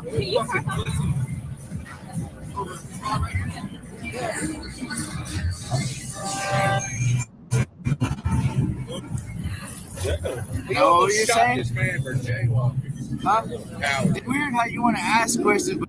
So I've got a question. Who all was there, Harvey? You, Mata, Carolina was there too. Was there anyone else as far as 1A? Yeah, Cop watch? Whitebeard was Whitebeard? there. Yeah, and Carolina is there, and Carolina will be making her appearance really soon. And Carolina's going to give Krueger a piece of her mind here in just another minute or two. Carolina's going to walk up, and you'll see it. She's going to go off on him, and that was my question: is this what happened the other day? Retaliation for what Carolina is about to say in a minute or two. Yeah, but Whitebeard, somebody throw Whitebeard's link in the chat. He's a really good friend of mine. He's a really nice guy. Yeah, that guy's helped me out. When Good Citizen News wrecked my car in New Orleans, Whitebeard drove all the way out there and picked us up and took me to my court dates and then brought us home. So somebody please put I've heard a lot of good things about Mike Whitebeard. He is a freaking great guy, man. I really like him, and I'm looking forward to seeing him real soon. All right, here we go. But you don't want to answer them. Scott, I've answered all the questions. Now you keep saying that you're gonna answer them. Why'd you put a gun on me? I'm not going to discuss an ongoing case with you. If it's something. Oh, you mean a lie? Case. You mean a lie, right? So how was I evading? How did jaywalking turn into evading? Yeah. Fuck you, pussy. You're a scumbag. Bam. Right there. No, come on. There's more of them over here. Pulled a gun out on this man for jaywalking. You're a little bitch, oath breaker. Hey, when you get your deposition, I'm gonna blast it all over the internet. I'm gonna make you famous as fuck. Yeah, piece of shit. This game, you're not ready for it. Yeah. Freddy Krueger. Yeah. That's Whitebeard right there, isn't it? Yeah, and then here comes Carolina, leading the charge here. God, she is just, she's awesome. Here we go. What's the last time you falsified a police report? Oh, last week! And look how tiny she is. Look how tiny she is, guys. Manuel Mata's not a big guy. She's smaller. She's just a little thing. She doesn't even go up to the roof of the cop vehicle. I mean, she's tiny. I couldn't understand. So when's the last time you falsified the police report? I've never falsified a police report. You know what jaywalking is? And to think this guy is gonna slam her head onto the concrete. It's outrageous. He needs to go to jail. He needs to be charged. I'm gonna say it. I'm gonna keep saying it. He needs to be charged with a crime. Yes. You know, jaywalking occurs between two lights. There wasn't two lights in here. Are you referring to jaywalking as a concept or jaywalking as a statute? You're stupid. There's only one. Look at this play on words. Oh, he's just so smart, isn't he? Ugh. This was the concept. No. Jaywalking is not a real thing. Man, you got a little bitch woman's voice. Speak up, man. So jaywalking is sounds like a woman. Hang on. No, let her talk. Carolina. Yeah, sounded like a little bitch. What was she? Turns around like, oh, Harvey. She's looking at you like it. Come on, I'm conducting this interview here. I love it. Let him talk. I'm just saying I can't hear a specific statute. Correct. So, yeah, walking in the roadway. 552-066. Sure. I know that the hand signal one isn't, but Walking in the roadway, 552-066. That's the one we're talking about. You barely take. I believe that statute is walking on the roadway, sidewalk provided, whatever. Man, you fucked up. That's what you arrested me for. So what's 3802? I'm sorry. 3802. He's scared. Yeah, right. Sure. I take care of it all. Sure. What's up, man? He's scared. Sure. You guys scared? What's your name, badge number? Officer Lashevsky for you. Look, tight ass pants. Tight. I don't understand these police officers this day and age. They used to have standards. I mean, I don't. So what happens when you're at the bottom of the barrel, man? Yeah, that's what I'm thinking. I understand they can't have a high IQ either in order to get hired. No. If they have a high IQ, they don't even hire them because they wouldn't follow orders well enough. Yeah. And they understand that gang mentality is just stupidity. If you can't stand alone against a crowd, and ask questions before you just blindly follow orders, they don't want you. That shit. Fuck out of here, man. Huh? I got the pic. Harvey, now that was you in the pig mask, right? I've seen you in the pig mask before. Yes, that's me. Okay. Oh, you got kicked off of Facebook. I want to be one of them. Look, that's what y'all are. Look, pig. That's what y'all are. Look, my boy representing pig life. Yeah, pigs for life. Hey, good luck in court, though. Good luck in court, dude. I promise you. You're not going to win. Walter, I completely agree with that statement there. I really do. I think he's very dangerous. I think something needs to be done about him. I think he needs to be in general population in a jail cell. Gen pop, not protective custody. You're not. That's all. You're not. You're not. You can't lie. Because remember, I told y'all to give me a ticket. What'd you say? You're going to jail for jaywalking. And then how'd I end up with the baby? Because y'all can't lie right. It's all on your cameras. And didn't you say it's not a third-degree felony to turn it off or mute it? Right? Yeah, that's how I like my servants. What is he doing? He's just he's dancing for the camera. He's just bopping to the music. Holy jeez! Closed mouth. Didn't you just say that it's not a third-degree felony to mute your body camera or turn it off during an investigation? Well, I can't hear you. What? Didn't you just say that it's not a third-degree felony to mute or turn off your body camera during an investigation? I really can't hear you. Yeah, well, if you had a dick in your mouth and your ear, I wouldn't be able to hear either. But you heard it perfectly what I said. That's why you're not answering. Manuel, oh, that's colorful. First Amendment, freedom of speech. Yeah, you said it over there. Say it again. Dick He just had a gun pulled on him for jaywalking. Dick Sucker says what? Dick Sucker Manuel says what? Mod is live on YouTube if y'all want to hear what he's saying. Dick Sucker says what? Would he be okay with us stream sniping him? I don't mind doing it. He's not live. That was in the video. That was in the video clip. Oh my God!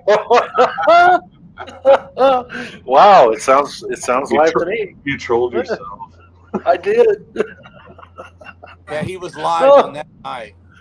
Okay. Somebody put in my comments, I can't hear Manuel, and I was like, he's live on YouTube. Go over there.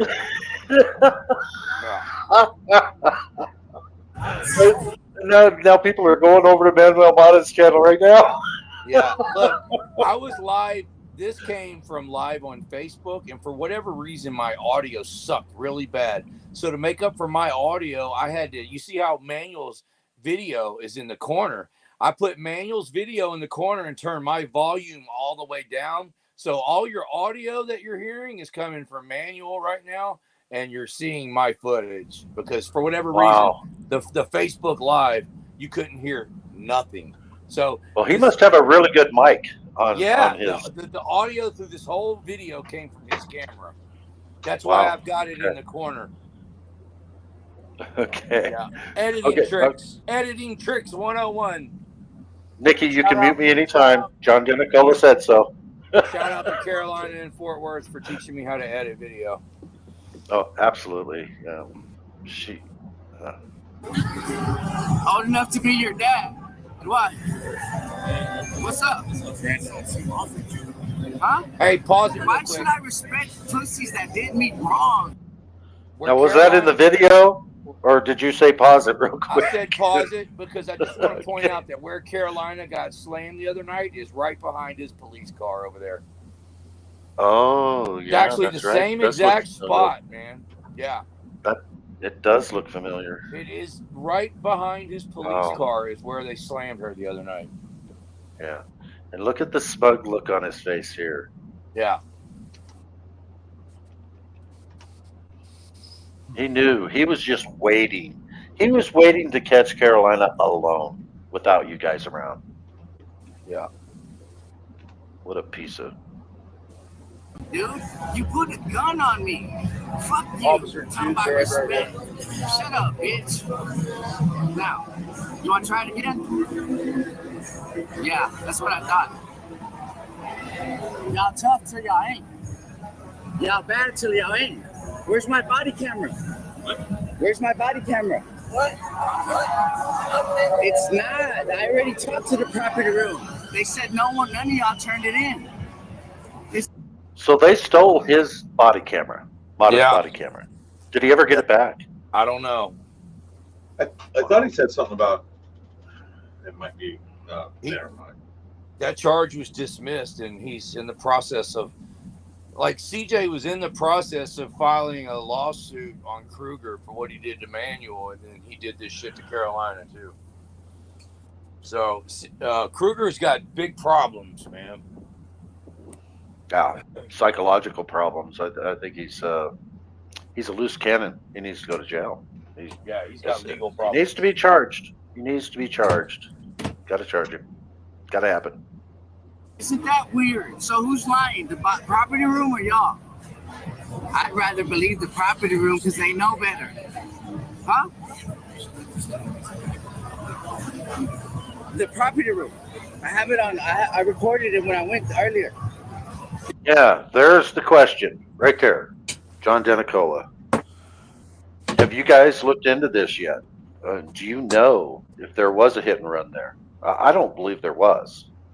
But has anybody done a public records request yet to find out if there was? Because that news channel did say that there was a hit and run investigation. Didn't look like there was at all.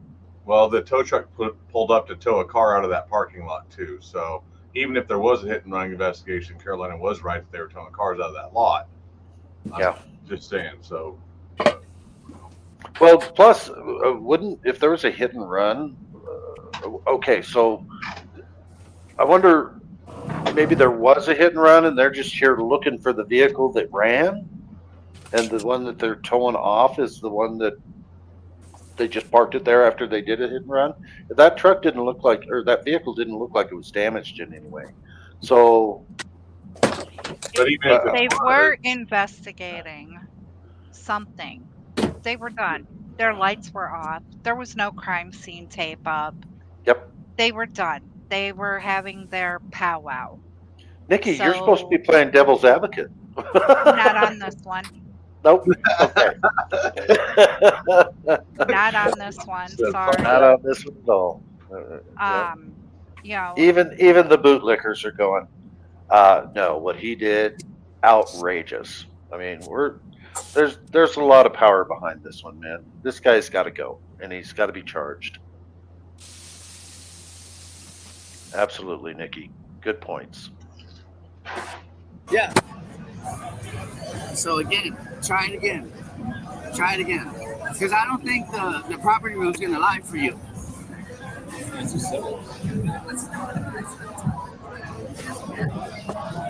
No, don't expect it. You know what? Pause it just a second, if you would. So Mata is very good at redressing, isn't he? I mean, he's dressing this guy down big time. And I don't know, did it did he get so butthurt that he just wanted to take vengeance out on someone, and the someone happening to be a little tiny um, middle-aged lady? I'm going to say middle-aged. Yep, just like that fire chief got pissed off because we told him to quit running his siren. These guys just get all up in their feelings. They sit there and let it stew and, explode. Man, you can't have people like that in a position of power, people that can't control themselves. Yep, because power does what it wants, not what it's supposed to do. And don't start it yet. I want y'all to look, okay? Harvey did point this out. This is the same place where Carolina got assaulted. Now, if you look, Krueger's sitting there, no lights. If you look down the street, there's another police vehicle sitting there, no lights. So at this point, couldn't we say, or wouldn't we say, that the night that Carolina got assaulted with no lights on, that obviously it was not an investigation, because it's not an investigation here. Yeah, they just kind of hang out here. What do they? I mean, this is downtown section, right? There's a lot of bars down here, right? So they just hang out and wait for people to drive away and then go get their DUI. Is that what's going on here? It's the entertainment district. It's 7th Street, and there's just there's several blocks with nothing but bars, restaurants, and then there's the college. What's that? TCU is right there, and so all the young people, that's where they go to party and drink. So they have a substation. Fort Worth Police Department has a substation right there in that neighborhood, and on Friday and Saturday night there could be anywhere from 20. They flood that area with police on Friday and Saturday night, and they get many DUIs, public drunks, fights. I mean, you name it. And here's the reason why I'm asking this though too. None of these young kids know their rights, and you got all these dumb cops down there, and they just harass and arrest these young college kids. And Carolina goes down there to teach them their rights. And when she sees these cops harassing these young college students for no reason, she steps in. She tells these college kids their rights. She'll get on the officers' butts. I mean, and they just don't. And she records them, and so they have to behave when she's there, and they just don't like it. Yeah. So here's what I'm thinking. There was a lot of cars parked there, and it's 3:30 in the morning.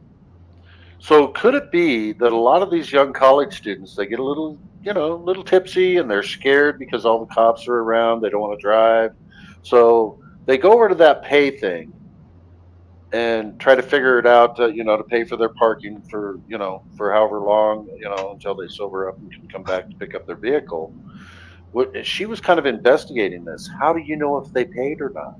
Because she's thinking that they're just towing off random vehicles because it's revenue, right? Tow it off, got a contract with the towing companies, revenue. It's a big revenue thing. So I'm thinking that she was looking, hey, how do you know if they paid or not? You're just going to tow these vehicles out of this private parking lot.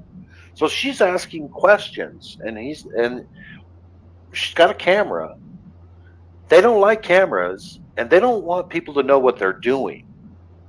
So I wonder if that could have been. I wonder if there's a bigger picture here where they're towing away vehicles that actually paid for their parking for overnight. I don't know. And you know what? I don't know how that works. John Denicola just pointed something out, and I blew it up so it was full screen. If you look, you see Krueger's car, and then 1, 2, and what looks like a blob in the tree. That looks like it's the same silver truck. Yeah. In the When distance you blow it there. up, it looks like it's the same silver truck. Interesting. Yeah, I think there might be something here, and they didn't like it, and they're hiding something. Who knows? Yeah, I'm not gonna disrespect the gay people like that. This is a sad excuse if he is one. And you got his little sidekick right here. What do you know? Oh. This is their little hey, can I ask you a question? Whenever you shoot up I like this term, no victim, no crime, but I'm going to tell you something. If there's no victim and you are charged with a crime, I contend that you're the victim. So there's always going to be a victim,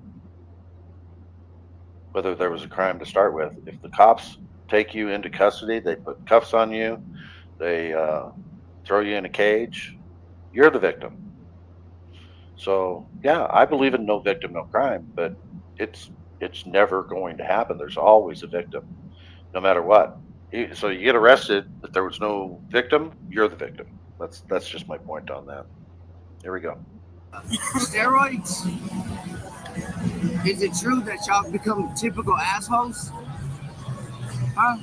That majority of y'all beat your wives and shit? What? Dick suckers says what? Do you have any basis for these allegations?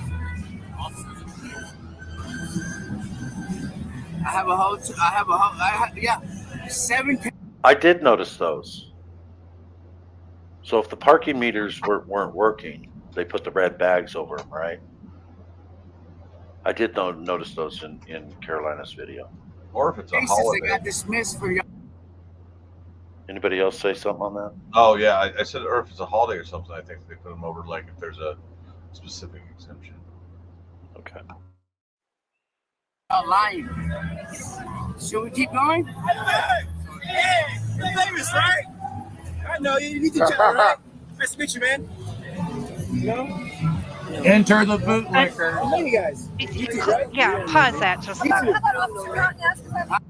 Gotcha, Nikki. Cop. Is this guy an undercover cop? I All mean, day long. my God, did you see how he pushed the other cop basically out of the way and then he walked away? Well, look at the smile on the other cop's face. You can tell that those guys play tiddlywinks in the locker room, man. Yeah. Yeah, he's walking up there like he's just some drunk or whatever. If you walk up to a cop like that, thrown on the ground. Interjecting himself. Yeah, he's interjecting himself into the conversation. I think he's trying to give him some cover, like helping him get away. Yeah. Good point, Nikki. Good catch. 7 cases dismissed. That's my proof. That's my proof. 7 cases. Amazon.com, bro. Well, they would have got dismissed if they were true. Yeah. There's the bootlicker. I'm still wearing the pig light on police reports. So again. Look at Whitebeard. He's just staying right with the guy, talking to him. I want Staying everybody right to with it. picture that I'm still wearing the pig's mask through this whole Yeah. thing. Yep. Keep going. This officer's obviously on steroids.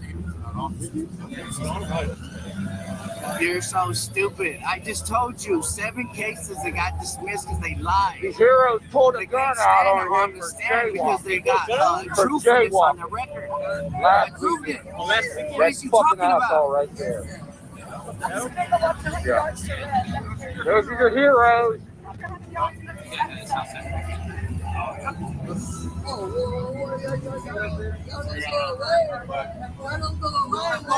y'all Taking another traffic stop right there. Oh, that's your best y'all got? Man, come on, trash ass. Like I said, 7 cases. Those are not accusations. It's proof. Proof. Proof. Hey, there's another traffic stop right there. Why else would a case be dismissed? Look, right there. What? Not leave them out.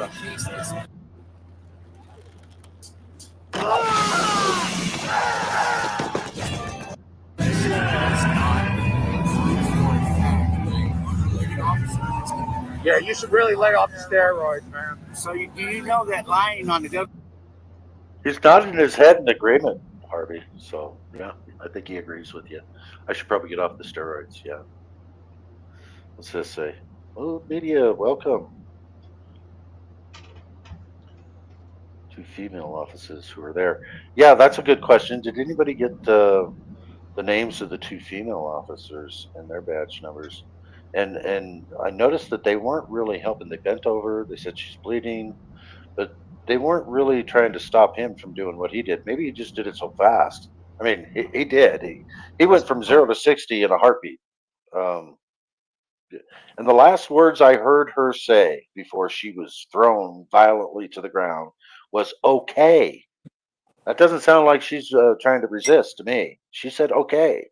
First she said, "No, no, no, no, no. Like, give me a chance to talk here before you just already, telling me to leave." And then 2 seconds later, before I even have a chance to leave, no, no, no, no. And then Those female okay. cops ain't gonna say nothing, because if they did, they'd be crossing the blue line. Yep, absolutely. I would hope that more cops start crossing that blue line. It's the only way things are going to change.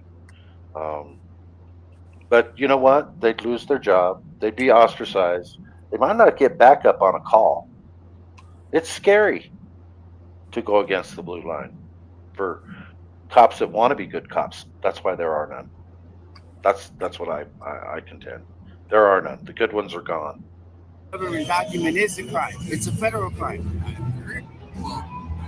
So shut the fuck Defendant up, dumbass. Krueger. This dude's retarded. Yeah. You really should stop putting guns on people. Force they used and added in charge of evil. Okay, where were we? We were up here. You're almost at the end. There we go. I wanted to say something else too, and I lost my train of thought because I screwed up there. I think I know where it was. But our angry vet. Love you, Angry Vet. See you later. Take care, bud. Tyrants beware. We haven't heard from you in a little bit. Have you got anything to interject here? I've actually kept my mic on mute because this situation, if I say anything, I'm going to be in jail with Matthew, and I don't want that. Let's just leave it at that. All right. Yeah, that's. God, look at that guy's eyes. And I think I want to put this out there for all the 1A community. If you ever get a whistleblower, protect the hell out of them. If you ever get a cop that comes to you and says, "Hey, what he did was really egregious," don't ever, ever let them be outed. I mean, we need more of them. So if they email you, hey, protect them. I mean, and here's the thing though, these it's infiltrators. You can't. It's hard to trust because you don't know whether to believe them. They are so crafty and they're doing so many things, just like what Harvey showed in that meeting. That guy was undercover, covering his head, had the blue line. He was wearing a bracelet. The guy was an idiot, wearing the blue line bracelet as an undercover cop, saying, "Oh, they beat me up one time." I mean, they're out there, and so it's hard to trust. Um, but they're stupid. I mean, they're just stupid because I don't know of anybody in the 1A community, and I've got a few friends. I think you guys would agree with that. And we never discuss behind the scenes something really shady, like we should all plan something nefarious. It doesn't happen, people. And anybody that even talks that way, I think Harvey ran into a situation out there at night where they had a camera guy with them that made a statement, and Harvey, all of them, they just kind of got away from the guy. You don't Don't be trying to, infiltrate a 1A, true 1A auditors and try to, get them involved in some sort of nefarious activity because they'll run your ass off. So, enough said on that, I think. I think it took 6 months before they let me run around with them. Yeah. Yep.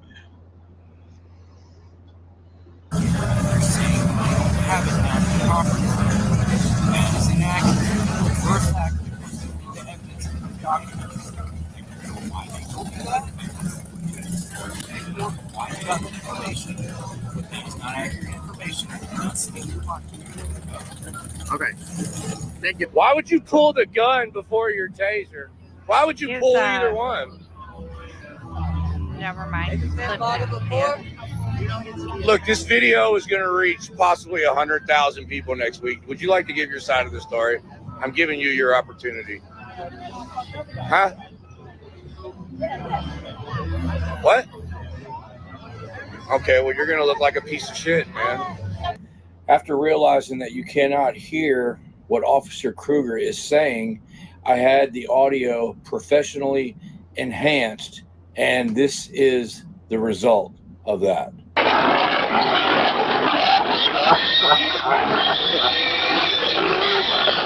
I gave you an opportunity. Were you scared?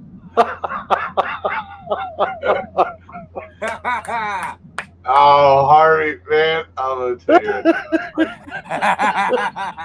I almost crapped myself. Yeah. Hell yeah. That was $180 worth of enhancement too. Hey, I just want to say, it looks like Whitebeard's in the chat. What's up, Whitebeard? We were talking. Hey, Whitebeard. If we had his email, we'd invite him up here. I don't have his email. If you guys want to send him the StreamYards link, he can come up if he wants to. I'm trying to eat, man, right now. I will send it to him. Can you rewind it so John Donicola can hear what was said? The very important thing here. Yes, absolutely. This is saying I had the audio professionally enhanced, and this is the result of that.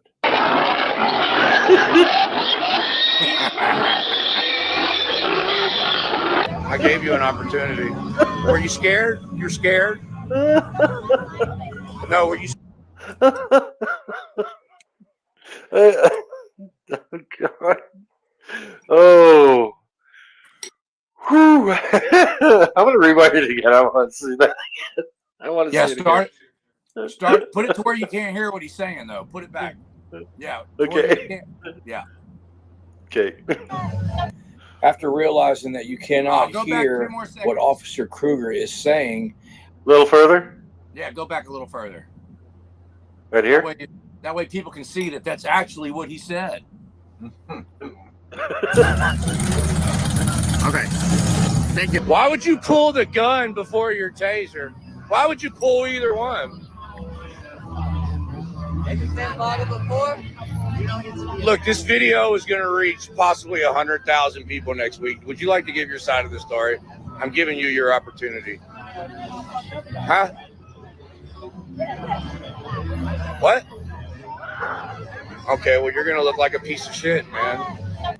After realizing that you cannot hear what Officer Krueger is saying, I had the audio professionally enhanced, and this is the result of that. Oh, no. Oh, man. Oh, commercials.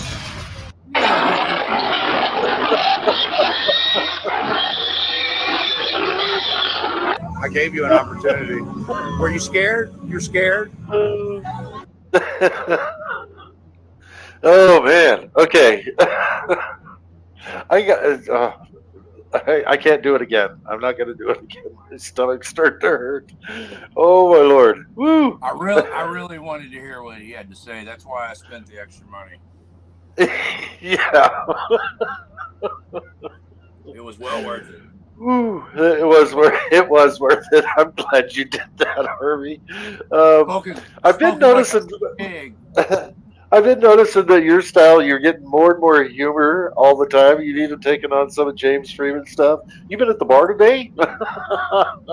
Oh, man. James Freeman is the best. Yeah. All right. Well, I'm going to go ahead and go. We've been on here for 3 hours. Okay, go ahead, Nikki. And it's, thanks for being here. almost my pumpkin time. So yeah, I know you got to work tomorrow. Yeah, as soon as I get done eating, I'm in mine. Yeah, I mean, let's wrap it up. We can finish the video. Let's finish the video and then we'll wrap it up. And I appreciate everybody being in here tonight too. So. No, were you scared when you pulled your gun on Manuel Mata?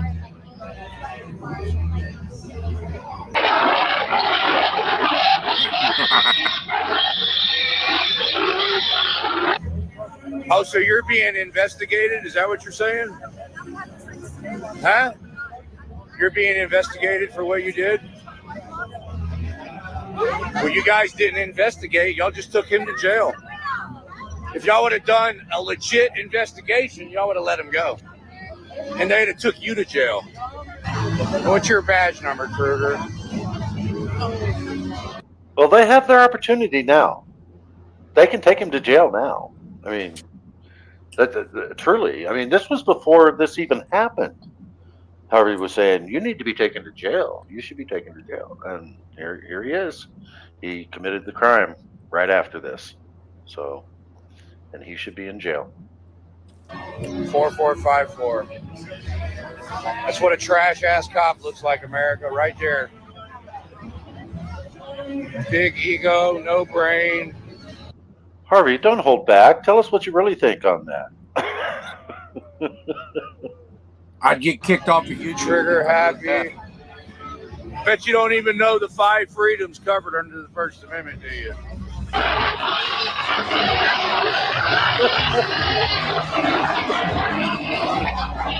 But you don't know. Yeah, you don't know. You just know how to pull guns on people for jaywalking. Yeah, you're a piece of shit, man. I gave you an opportunity to look good twice, and you blew it both times. Dude, have you been doing drugs tonight, bro? You look fucked up. You seem confused. Can you step out? Can we do some field sobriety tests? Do you have anything in the vehicle I need to know about? Do you mind if I look around? I'm smelling an odor of alcohol coming off of your breath. Hey, this guy's been drinking, man.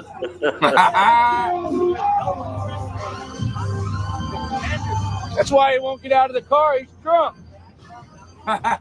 Just the look in his eyes, man. He is pissed. Woo, he's pissed.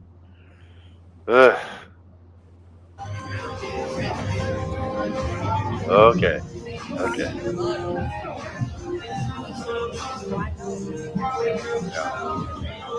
You got an officer on drugs on duty. He said he's going to put bogus charges on me for making defamatory statements. He's good at that too, Harvey, isn't he? He puts bogus charges on people, doesn't he? He did too. When I asked him if he was on drugs, he said, I'll have you charged for defaming my character. Which, that shows you how stupid he is, because that's he thinks he can arrest you for it.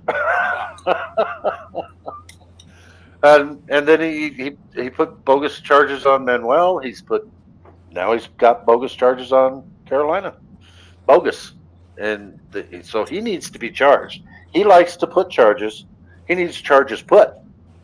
So flip the script, baby. Let's get him. Let's get him arrested. For saying that. Tell them what law is that? Yeah. What's the penal code for that? What penal code did I break? What penal code did I break?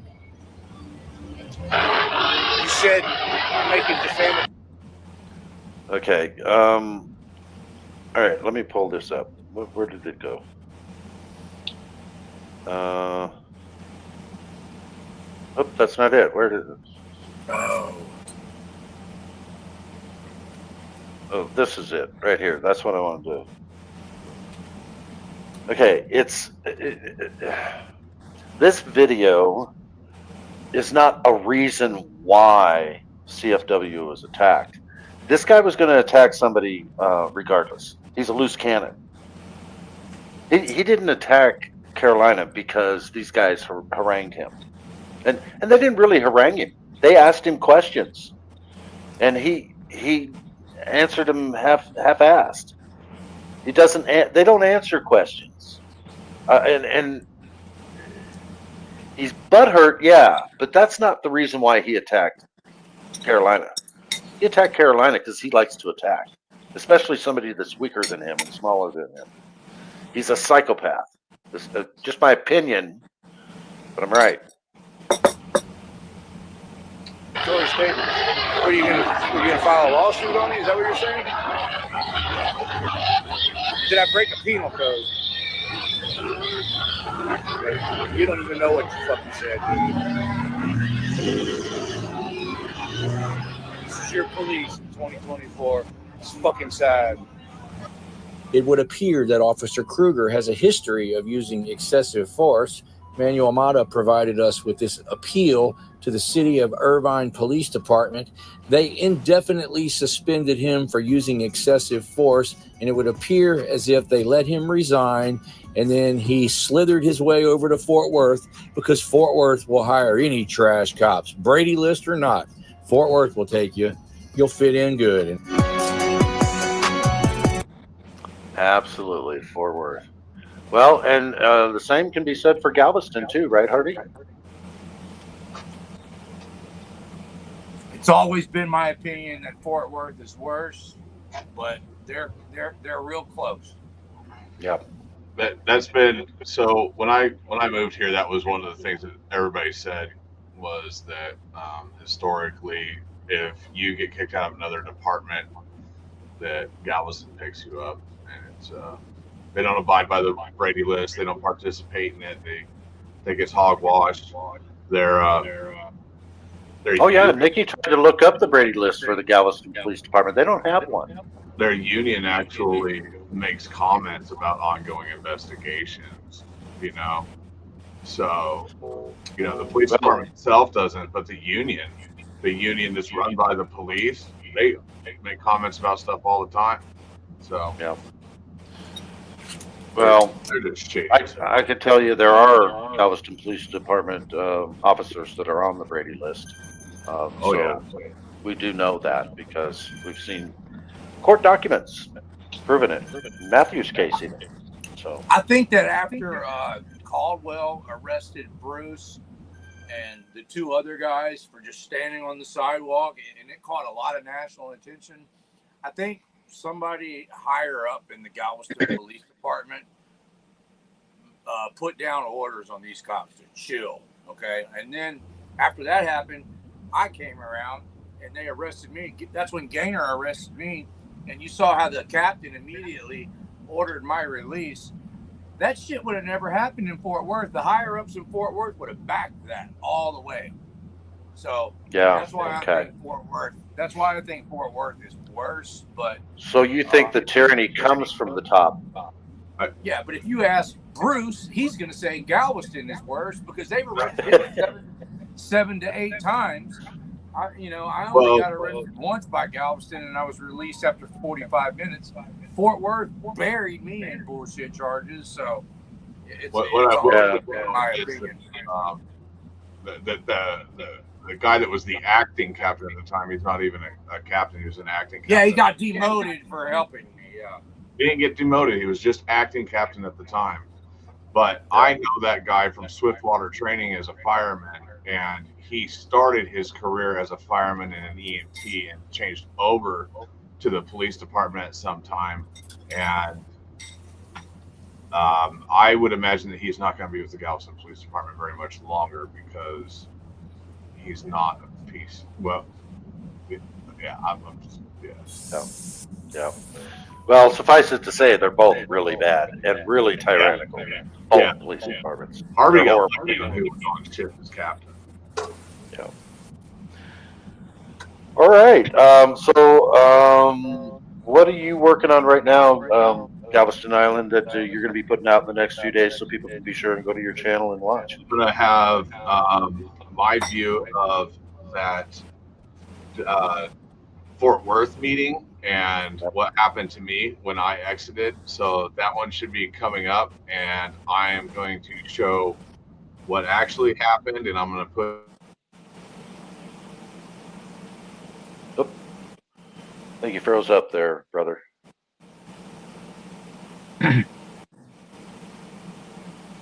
Froze up there. Yeah, I think he completely froze. So I don't know what happened there. There you are. Now you're back. Yeah, go ahead. Start over. So that video will be a comparison and contrast of what I did as media to what Channel 5 did as media. And she told me that I'm not media, but the media, Channel 5 is the media she wants. And it's full of lies, full of garbage. And I'll show you. I'm pulling it out, man. Like, yeah, to edit it up. I'm gonna have some time. And I have city council meeting in the morning because they're talking about my 42 UFC 1983 lawsuit against the officers and the city. And then in the middle of the day, I'm gonna try and edit that video, and then I've got to go back to the city council at night. And the lady from Harvey and my video of the cancer patient who is also a doctor and a professor at UTMB who got charged with DUI and taken to jail, and then they realized that she wasn't drunk. She's going to be speaking, hopefully, so it should be another good city council meeting, but my day tomorrow is going to be pretty full. So hopefully that video comes out tomorrow, Friday at the latest. You are staying very busy, my friend, so stay on the lookout for Galveston Island's body of work. He's doing great work there. Awesome work there. So stay in touch with his channel. Be sure and put the links in there for him. Everyone, make sure you go to there and subscribe to his channel if you haven't already. Okay. Yeah, you can comment, man. It really it keeps me going through the hours of dredging through editing and trying to get the stuff right and make sure. Yeah.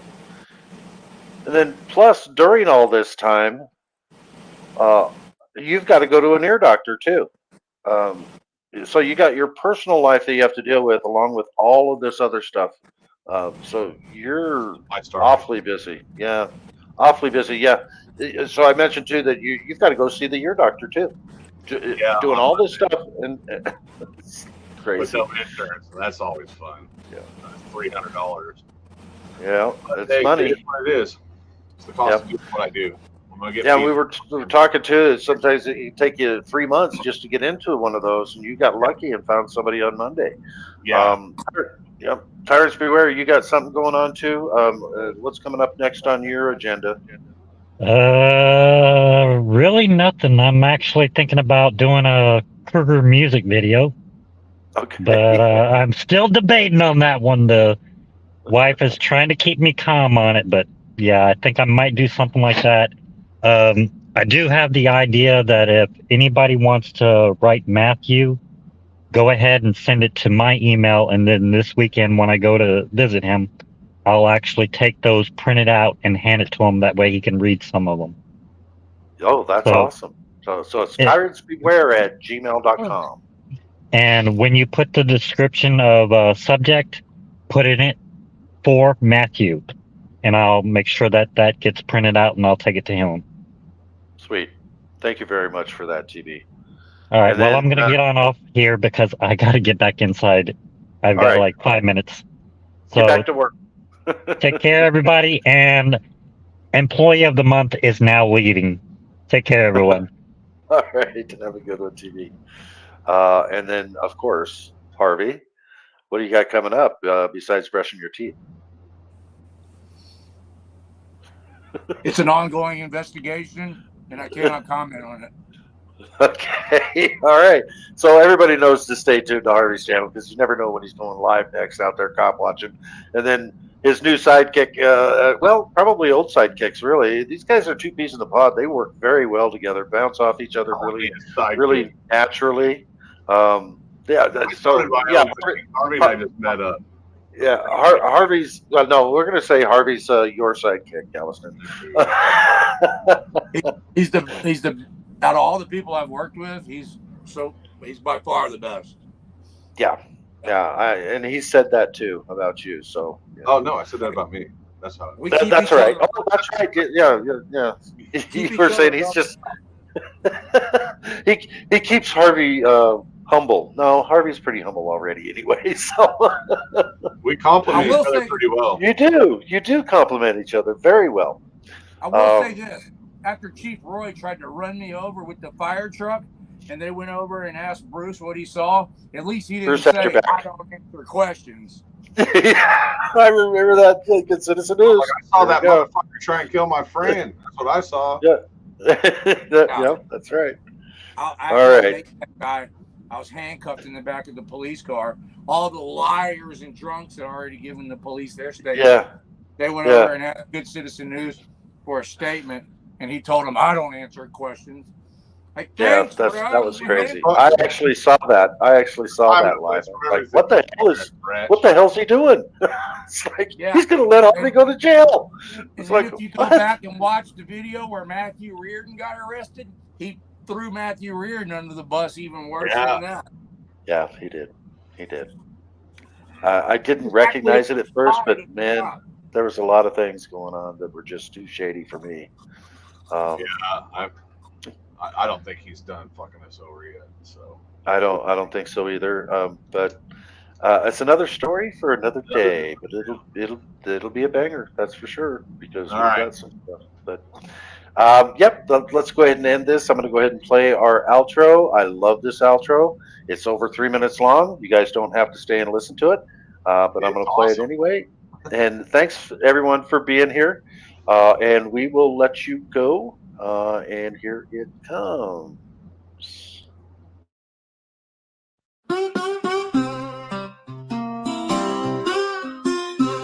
In the heart of the Vigilance Committee, where the sun sets low and the spirits run free, we stand together, hand in hand, watching over the sacred land.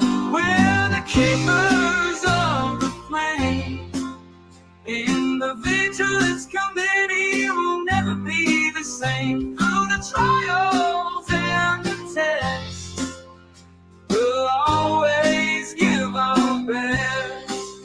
Through the storms and the darkest night, we'll shine our light, we'll stand and fight.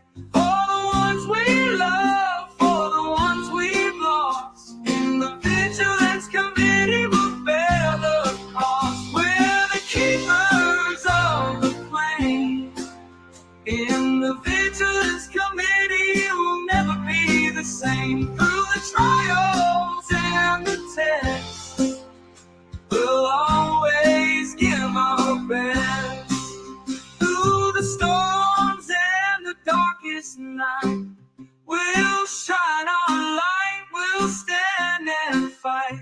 For the ones we love, for the ones we've lost. In the Vigilance Committee, we'll bear the cost. We're the keepers of the flame.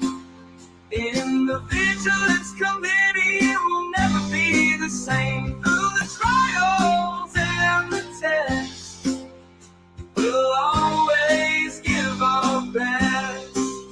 In the quiet of the night, we'll keep the watch, we'll hold on tight. In the Vigilance Committee, we'll stand tall. Together we'll rise, together we'll fall. We're the keepers of the flame. In the Vigilance Committee, we'll never be the same. Through the trials and the tests, we'll always give our best. In the heart of the Vigilance Committee, where the sun sets low and the spirits run free, we'll stand together, hand in hand, watching over the sacred land.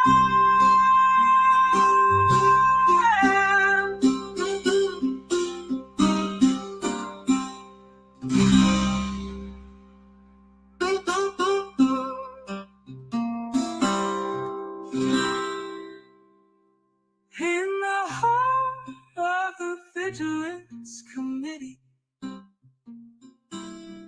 where the sun sets low and the spirits run free. We'll stand together, hand in hand, watching over this sacred land.